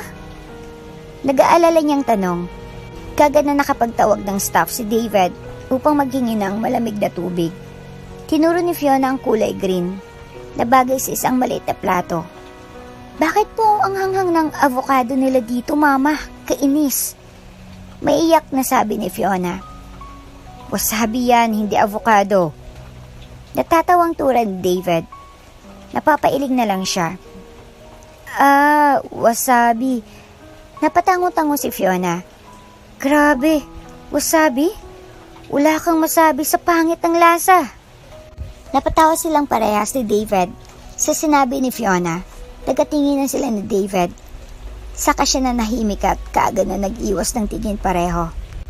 Sunod ay nagtungo na sila sa location kung saan kikitaan ni David ang client niya at kung saan gagawin ang meeting nila ng ibang staff sa branch ni na David roon. Magbubuk na muna sila ng hotel kasi doon sila maghihintay ni Fiona habang wala si David. Available po ang couple room namin at may discount since anniversary ng hotel namin, sir ma'am. Ani ng receptionist ng hotel. Namilog ang mga mata niya. Hindi sila couple ni David. Ilang saglit ay sumulpot ang anak niya. Kasama niyo po palang anak niyo? Gusto niyo ng family room? Ani ng babae. Kukunin namin yon. Biglang sumingit si David. Gusto niya sanang itamang akala ng babae pero hindi na siya nakapagsalita dahil binitbit ni David ang mga gamit nila.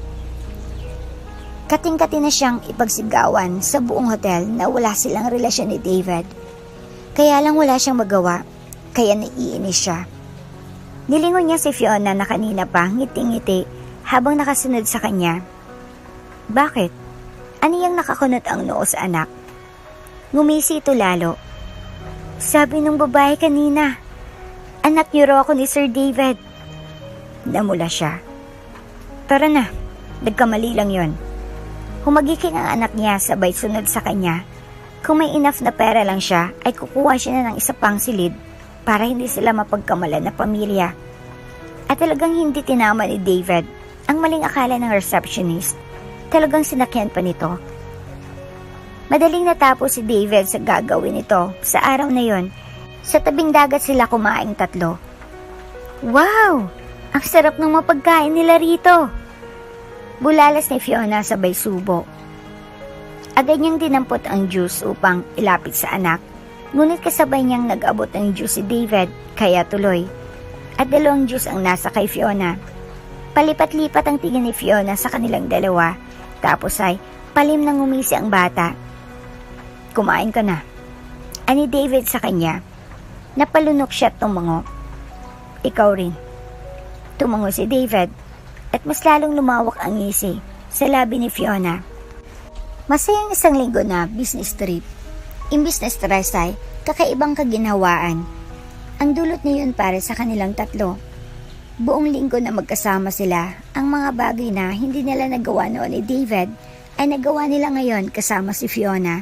Nakikita niyang masaya rin ang bata. Nakikita niyang banding ng dalawa habang ginagawa nila ang mga activities roon. Hindi niya maiwasang hindi mapangiti habang pinagmamasdan ang banding ng dalawa. Ngunit kalakip ng kaligayahang iyon ay ang takot. Takot na baka maatas siyang anak niya sa lalaki. Balang araw aalis sila doon at iiwan nila si David. Pagkatapos siyang mabayaran ng utang niya rito, ay hindi na sila magpapakita sa lalaki. Ipinampangako niya iyon sa sarili niya. Walang maalala si David tungkol sa nakaraan nilang dalawa.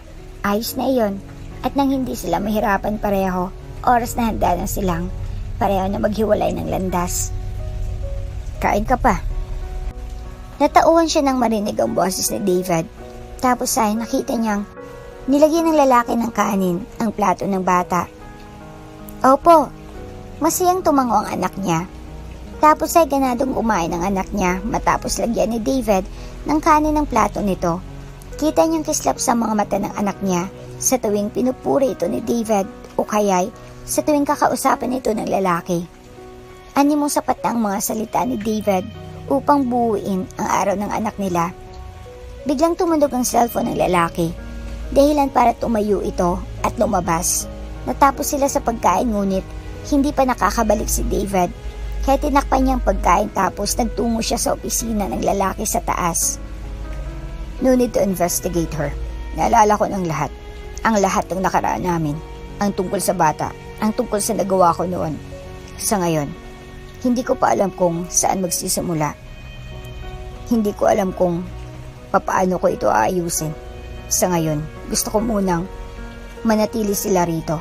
Magkukunwari akong walang maalala hanggang sa maging maayos kami. Natigilan siya sa sunod niyang narinig. Hindi siya makagalaw, gulat, at tulala lang siya. Nang mag-sink in sa isipan niya ang lahat ng narinig, ay kumuyom ang kamao niya. Nagkukunwari itong walang maalala all this time. Ay niloloko lang pala siya nito. Hindi niya nakalang ganun ito ka-selfish para gawin iyon. Umatras siya at wala sa sariling bumaba. Diretso siya sa silid na ginagamit nila ni Fiona. Mama, ano pong ginagawa niyo? Ani ng anak niya na halatang naguguluhan. Nag-iimpake ako. Aalis na tayo rito. Aniya sa seryosong boses. Hindi na nakapagsalita ang anak niya. Nang lingunin niya ito ay nakatulala ito. Halatang hindi tanggap na aalis sila. Isa ito sa kinatatakutan niya ang mag-react ng ganito ang anak niya. Kasi hindi dapat ganito. Kasi dapat tanggap nito na balang araw aalis din sila roon. Napag-usapan na natin ito, Fiona. Aniya sa di makaimik na anak. Pero bakit biglang? Kasi kailangan. Hanap ako ng paraan para mabayaran ang balance natin sa kanya. Napagtanto kong, hindi ka makapag-aral kung andito tayo. Hindi ka dapat mabehind sa mga kaidaran mo. Pagdadahilan niya, ayos lang naman po. Para sa akin hindi, Fiona. Nagtaas na siya ng boses sa inis. Kasi biglang ayos na dito, na hindi ito makapag-aral basta't huwag lang silang umalis. Ani mo mas gugusin pa nitong manatili roon, gayong hindi dapat. Hindi dapat kasi kahit ama nito si David, ay hindi nila deserve ng anak niya. Ang selfish na tulad ni David. Masasaktan lang ito sa huli. Oras na gawin din ng lalaki sa anak nila ang ginawa nito sa kanya noon. At natatakot siyang mangyari iyon. Ayaw niyang maranasan ng anak niya iyon. Baka kasi talikuran din ito ni David balang araw. Mama, nanginginig ang boses na sambit ng anak niya. Ihanda ko ng mga gamit mo. Maligo ka na at magbihis. Aalis na tayo. Aniya na may tono ng pinalidad. Puprotektahan niya na lang ang anak niya sa makasarili at materialistic nitong ama. Ngayon niya pinagsisihan kung bakit pumayag pa siya sa gusto ni David. Sana pinag-ipunan niya na lang ang utang niya rito. Hindi sana nagkaganito. Umiiyak ang batang si Fiona nang makalabas sila ng silid. Nagulat si David nang makita silang may bitbit na bagahe. I-check mo ang mga bag namin. Kung may duda kang nagdakaw ako. Malay mo, gawin ko ulit yung ginawa ko noon, David. Aniya, at sumilay ang tipid ng ngiti. What are you doing? Ani ng lalaki habang palipat-lipat ang mata sa bagahe nila at sa kanila. Iyong pinagkasunduan natin. Ikaw nang bahala doon kung balak mo akong kasuhan. Hindi ko yung tatakbuhan. Babayaran kita. Huwag kang mag-alala. Tapos ay kinuha niya ang mga bagahe nila at hinawakan ang kamay ng anak.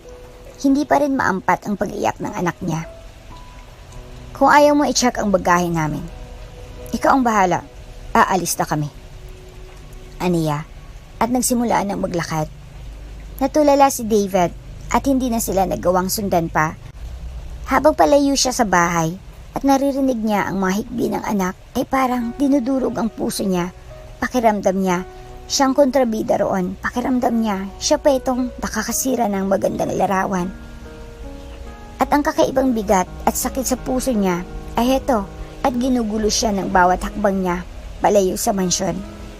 Natanan nilang tricycle sa unahan, patungo iyon sa terminal ng bus.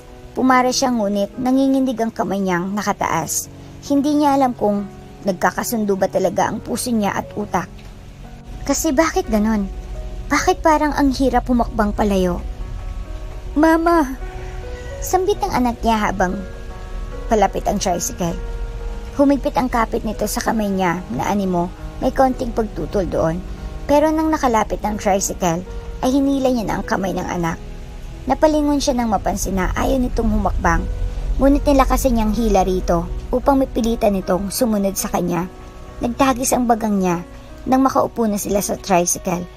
Nanatili ang matay niya sa unahan bago nagsalita. Sa terminal ng bus po. Aniya sa driver. Habang umaandar ang tricycle light, palakas ng palakas ang hikbi ng anak. At habang nasa biyahe sila ay para siyang sinasakal sa naririnig mula kay Fiona. Maliban doon ay may ibang misteryosong pakiramdam din siyang nararamdaman na nagpapadagdag sa bigat ng puso niya. Naku naman! Bakit ngayon ka lang bumalik? Alam mo naman na di mo pag-aari ang mga silid ko rito.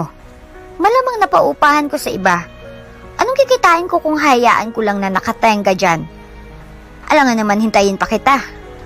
Iyong bayarin ko hindi maghihintay iyon kaya hindi mo ako masisisi kung pinasa ko ito sa iba.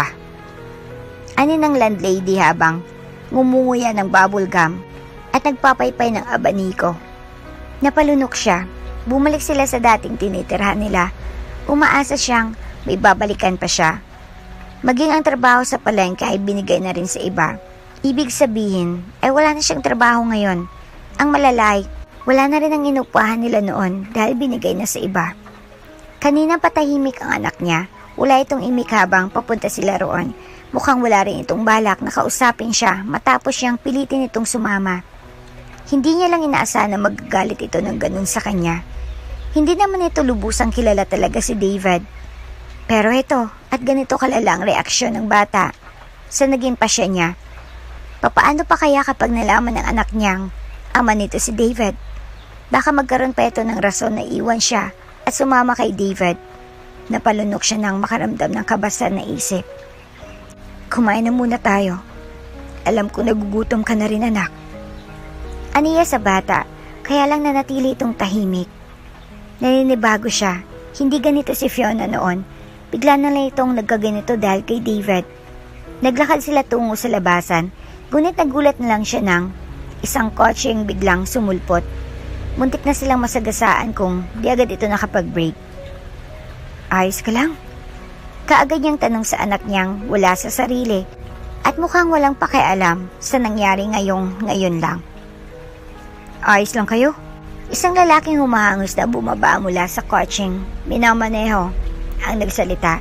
Nilingon niya ito nang mapagtantong familiar ang boses ng lalaki.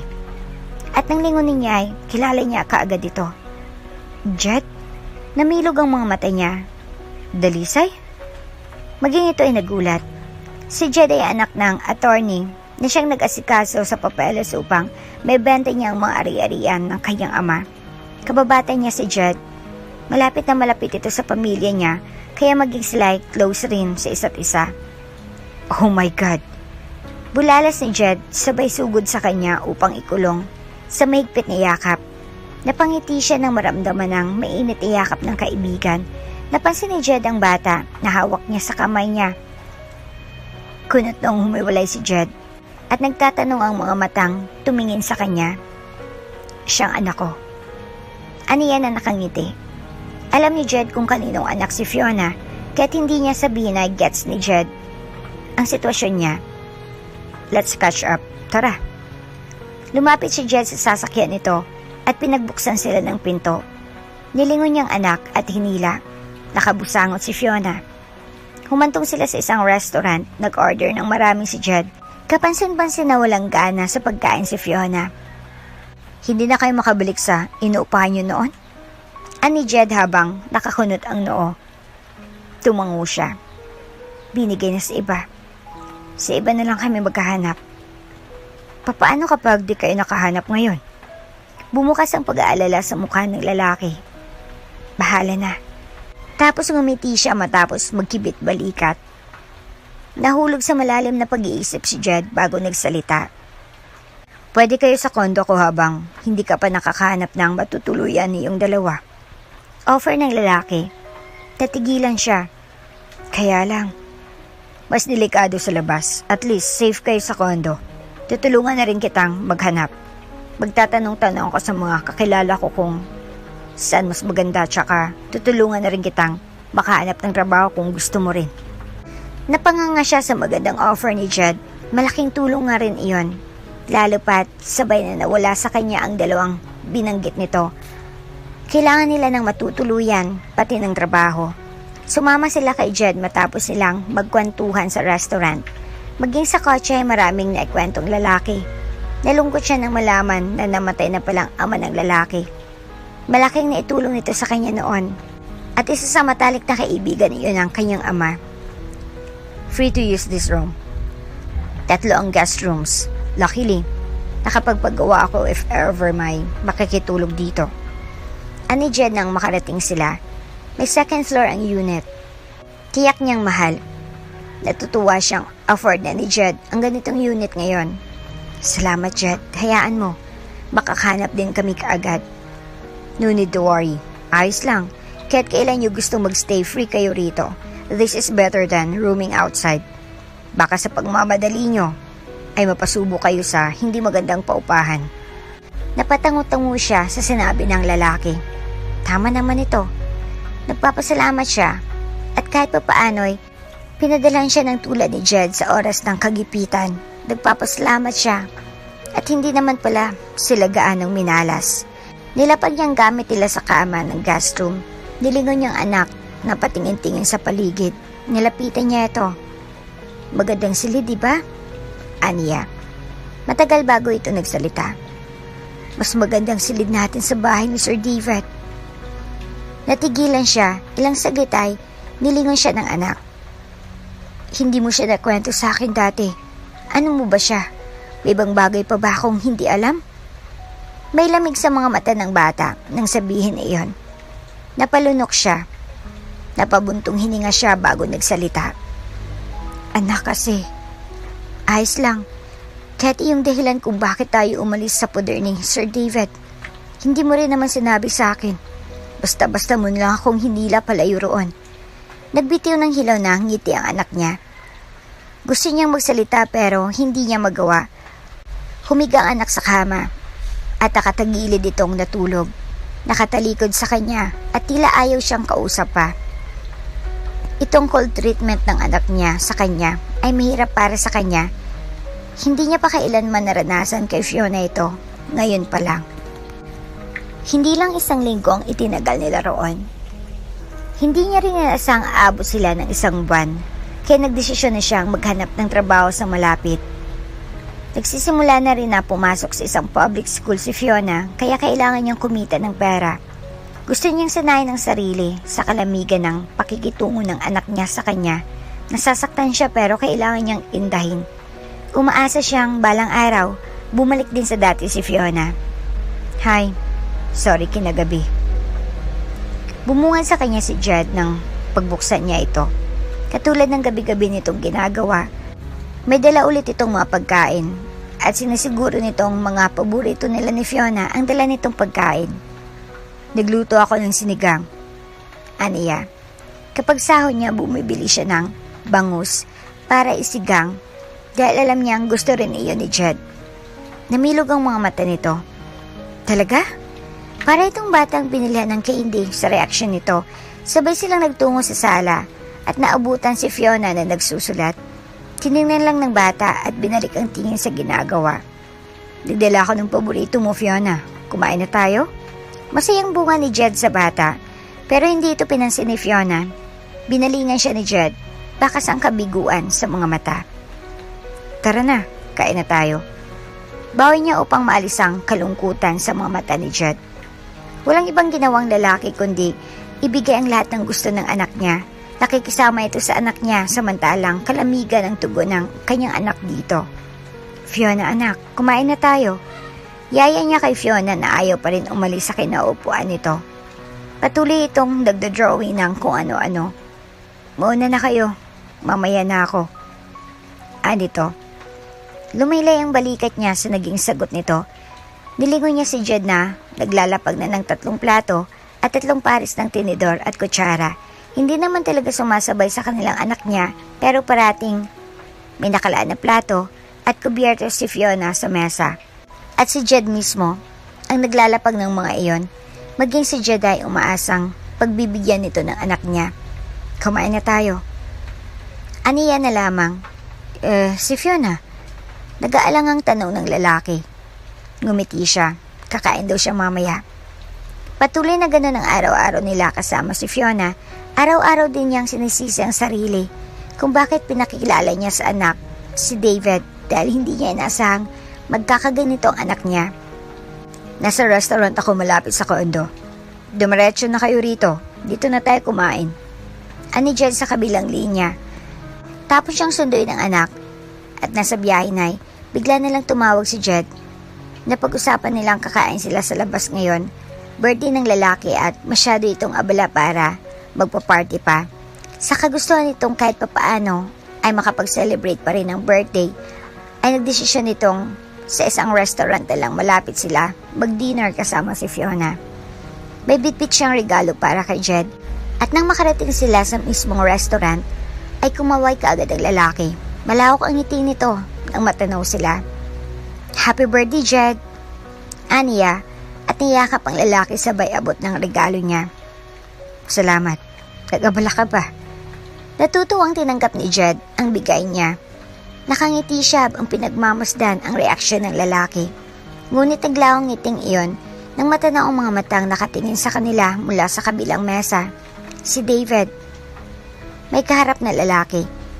Habang nagsasalita, ang lalaki ay hindi maalis ang mga mata nito sa kanya. Tila babaan sa katawan niya ang malalim nitong tingin. Nagsimula silang kumain kasama si Fiona. Nagpapasalamat siya at kahit papaano ay kumain si Fiona ngayon kasabay nila. Kaya lang hindi siya komportable sa kinaupuan niya. Kanina pa siya hindi mapakali. Pakiramdam niya ay bumabalik sa lalamunan niya ang kinakain niya. Kaya hindi na siya nakatiis at tumayo upang magtungo sa CR. Gusto niyang pakalmahin ang sarili. Dahil sa totoo lang, hindi niya alam kung papaano mag-react ngayong nasa isang lugar lang silang pareho. Kumalma ka. Kumalma ka. Aniya sa sarili habang nakatingin sa salamin. Tinitingnan niya ang refleksyon doon at masasabi niyang namumutla siya. Ilang saglit pa ay may pumasok. Namilog ang mga mata niya nang makitang walang pagdadalawang isip na pumasok sa girls' comfort room si David. Gulat na hinarap niya ito. Anong ginagawa mo rito sa CR ng mga babae? Aniya nagulat pa rin. Tumunog ang lock ng pinto, nilock niya iyon. Anong ginagawa mo? Aniya na nahintatakutan. You have to explain this. Sagutin mo ako ng maayos kung gusto mong makabalik ka agad sa mga kasama mo. Anito na may himig ng pagbabanta. Napalunok siya. Boyfriend mo ba yun? Anito sabay turo sa labas. Tagtagis ang bagang niya. Pumasok ka rito para lang dyan? Nababaliw ka na ba? Just answer me directly, Dalisay. Tapos ay lumapit ito sa kanya to the point na isang dangkal na lang ang pagitan nilang dalawa. Napasingap siya sa gulat. Ano bang pakialam mo? Wala na tayo. Matagal na tayong anal, David. At saka nakabayad na ako sa utang ko sa'yo. Kaya wala na tayong... Nagulat na lang siya nang hawakan niya ang pisngi niya. Inilapit nito ang mukha at muntik na siyang mahalikan kung hindi niya inurong ang ulo niya. Tumitig ito sa labi niya at umakyat sa mata niya. I told you. Sasagutin mo ako ng maayos. Is that your fucking boyfriend? Ano ba kasi? Halikan na kita kapag hindi ka sumagot ng maayos. Anito at halatang hindi ito nagbibiro. Napalunok siya at bumukas ang takot sa mga mata niya. Now, tell me, Dalisay, is that your boyfriend? Anito sa paanas na boses. Matagal bago siya nakasagot. Hindi. Sumilay ang mapaglaro nitong ngisi bago humakbang palayo sa kanya. Sa inis niya ay tinulak niya ito sa dibdib. Tapos ay dali-dali siyang tumakbo palabas. Sinundan lang siya nito doon para lang sa tanong na iyon. Naiinis siya, lalo pa't nagpapadala siya ng pananakot nito. Kung pwede niya lang sakalin ang David na yon. Nang makabalik siya sa mesa, ay nakita niyang naupo na rin si David sa kabilang mesa. Hindi maalis ang ngisi sa labi ng lalaki nang magtama ang mga tingin nilang dalawa. Nagtagis ang bagang niya at ibinuhos na lang sa pagkain ng inis niya. Nakatitig siya sa salamin. 7 p.m. Dadalo sa isang party si Jed. Kasama sa regalo niya ang pagsang-ayon na maging partner ni Jed sa gabing yon. He looks stunning. Ani Jed pagkapasok. Napatingin siya mula sa refleksyon ni Jed sa salamin. Nakagat niyang ibabang labi at naiyang umiti. Binubola mo naman ako. Aniya. Umiling si Jed. Walang halong biro.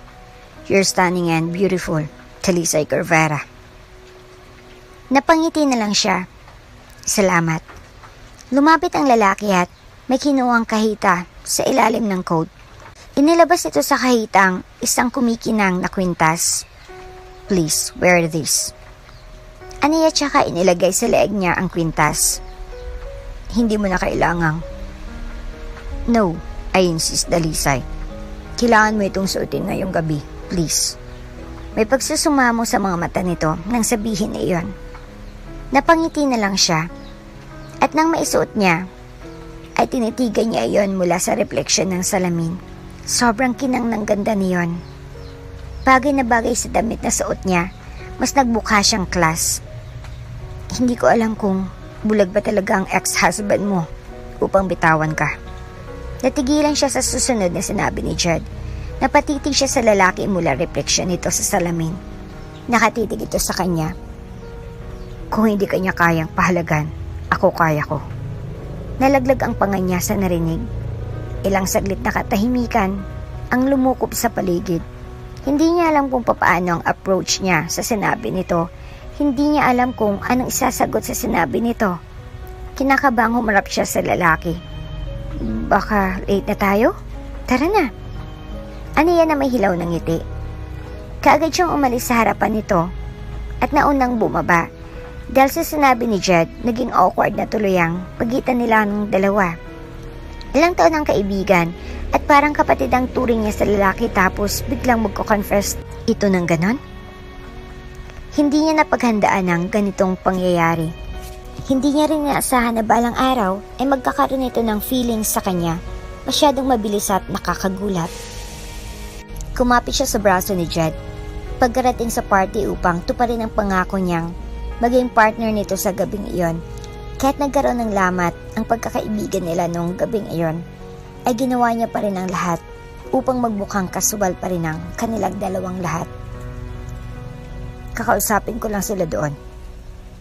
Paalam ni Jed sa kanya. Tinuro nito ang mga businessman na kakilala rin noong kanyang ama. Okay. Aniya tumango. Sumili ang tipid nitong iti sabay alis. Nagtungo siya sa Engrading Teresa upang doon maghintay sa lalaki. Saktong-sakto at mukhang tahimik at walang tao roon. Bumuntong hininga siya nang makalapit siya sa barrier ng Teresa. Iniwan ka ng partner mo? Muntik na siyang mapatalon sa gulat. Mula sa dilimay, nakita niya si David. Nang pumasok na ito sa liwanag ay sa kanya naaninag ang itsura nito. Matangkad. Mas lumaki ang pangangatawan sa suot nitong itim na tox. Namangha siya sa itsura nito. Kahit sinong tumingin dito, paniguradong mamamangha. Anyways, David was a campus heartthrob back then.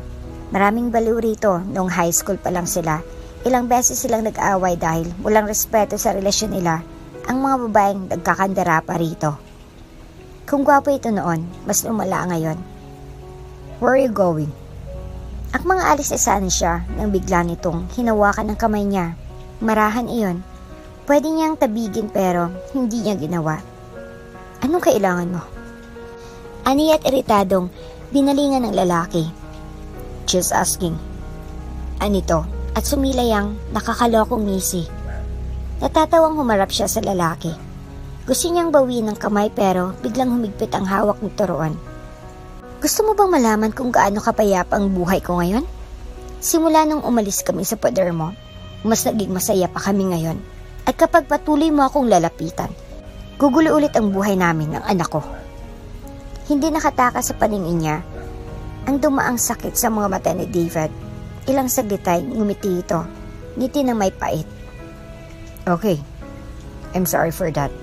Glad to know that running away from me makes you happy. At least may nagawa man lang pala akong tama kahit isang beses lang. May himigan ng pait at bigat sa boses ni David nang sabihin iyon. Natulala siya habang pinagmamasdan ng lalaki. Hanggang sa natauhan siya at napakurap-kurap. Aalis na ako. Better you go. Natigilan siya nang marinig ang sunod nitong sinabi. Dahan-dahan siyang lumingon dito. May gusto akong marinig mula sa'yo. Gusto kong sabihin mong totoo. Pinapangako ko na pagkatapos nito, hindi na ako magpapakita sa iyo, Dalisay. Napalunok siya habang nakatitig dito. Ano? Bumuntong hininga ito bago nagsalita. Si Fiona. Anak ba natin siya? Hindi kaagad siya nakapagsalita. Saglit siyang nablangko. Kahit alam niyang balang araw ay malalaman itong tungkol doon. Pero nagugulat pa rin siya na marinig iyon mula sa mismong bibig ni David. Oo, anak natin si Fiona. Tila nanubig ang sulok ng mata niya nang sabihin na iyon. Sumilay ang tipid ng ngiti sa labi ni David bago tumango. Glad to hear. Thank you for telling the truth. Nanginginig ang kamay na umatras siya at maiiyak na iniwan doon si David. Hinanap niya si Jed pero hindi niya mahagilap ang lalaki. Hanggang sa biglang tumunog ang phone niya. Kaagad niyang sinagot ang tawag. Unregistered number. Kaya hindi niya alam kung sinong tumatawag. Kung gusto mong makita ang buhay ang anak mo, puntahan mong address na. Isasend ko sa'yo. Huwag kang tumawag ng pulis para walang gulo. Nabitawan niya ang phone matapos marinig ang nagsalita.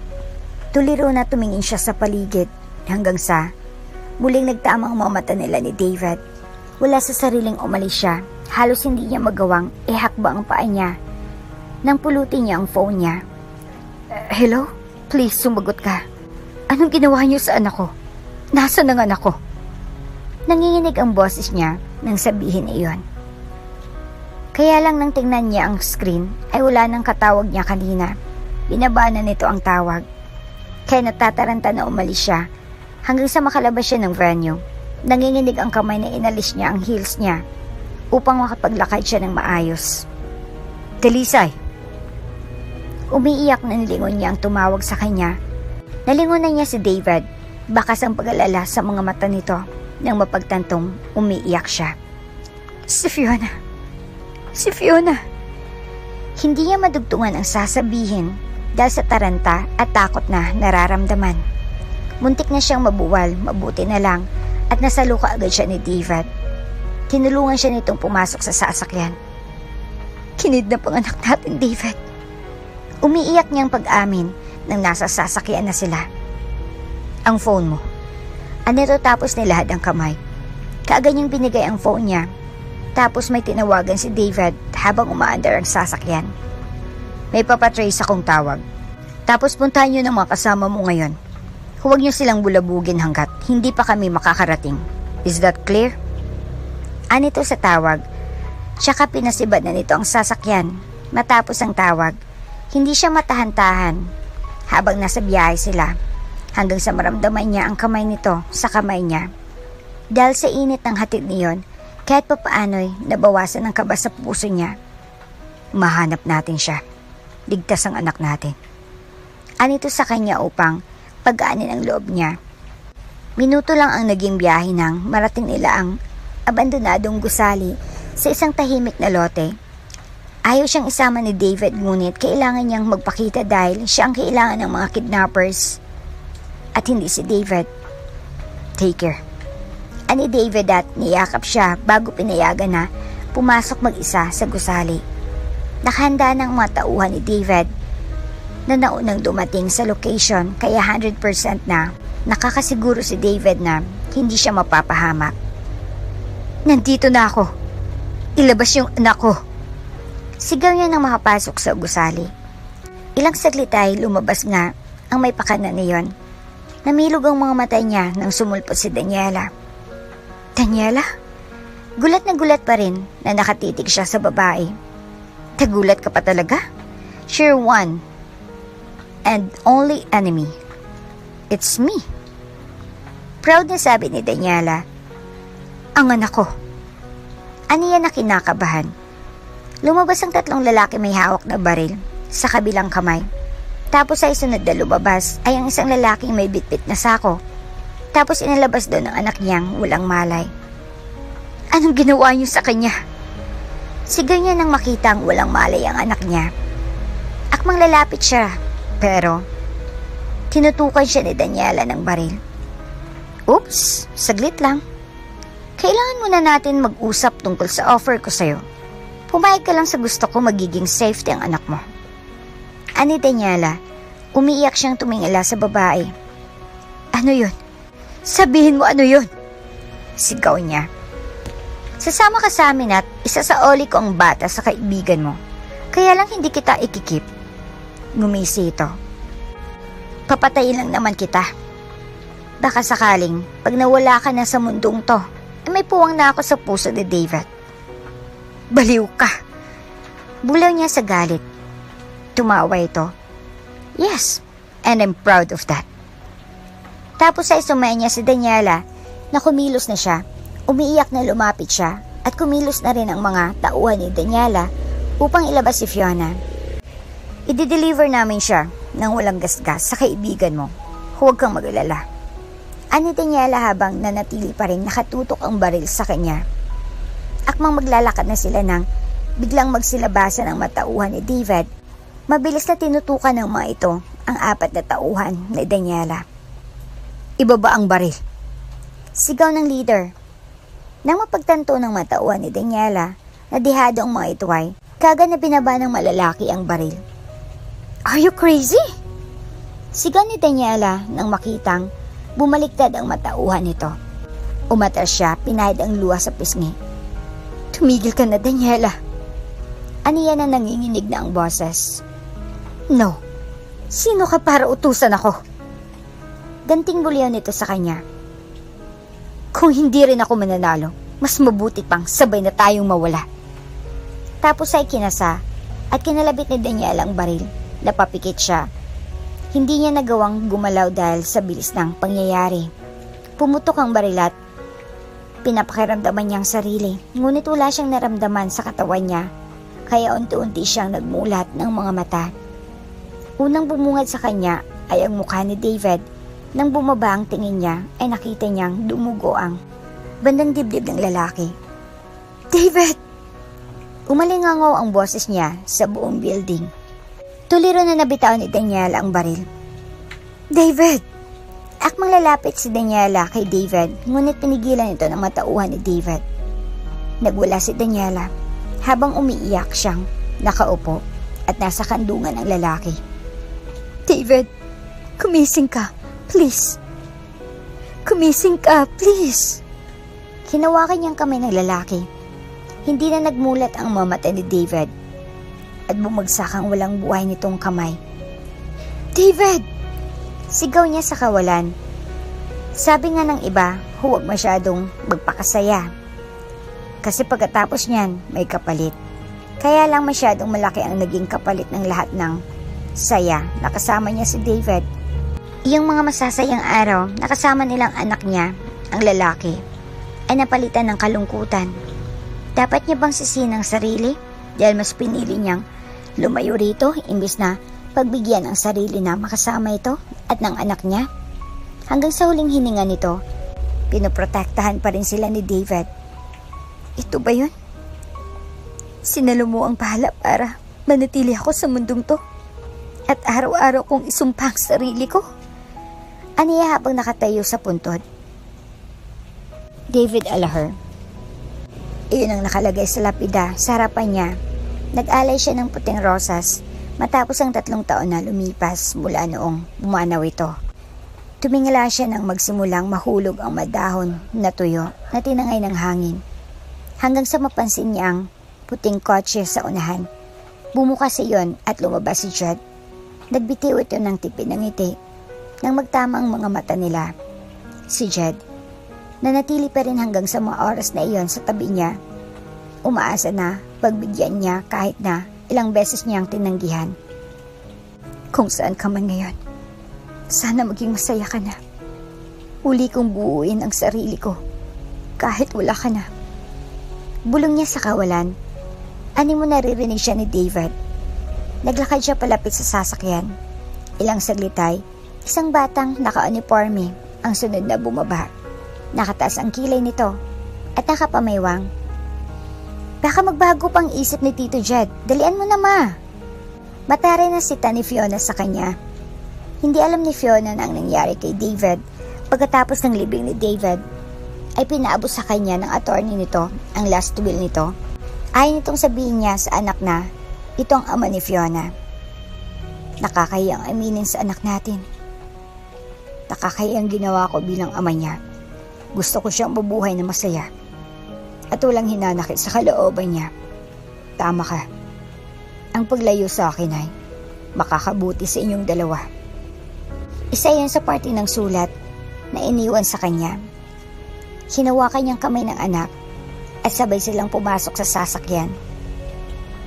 At dito na nga po nagtatapos ang ating kwento. Hanggang sa muli. Kung bago ka pa lang sa channel neto, ibang kwento ni Ate Jane, istorya mo, ikwento ko. Huwag kalimutang pindutin ang notification bell at subscribe button.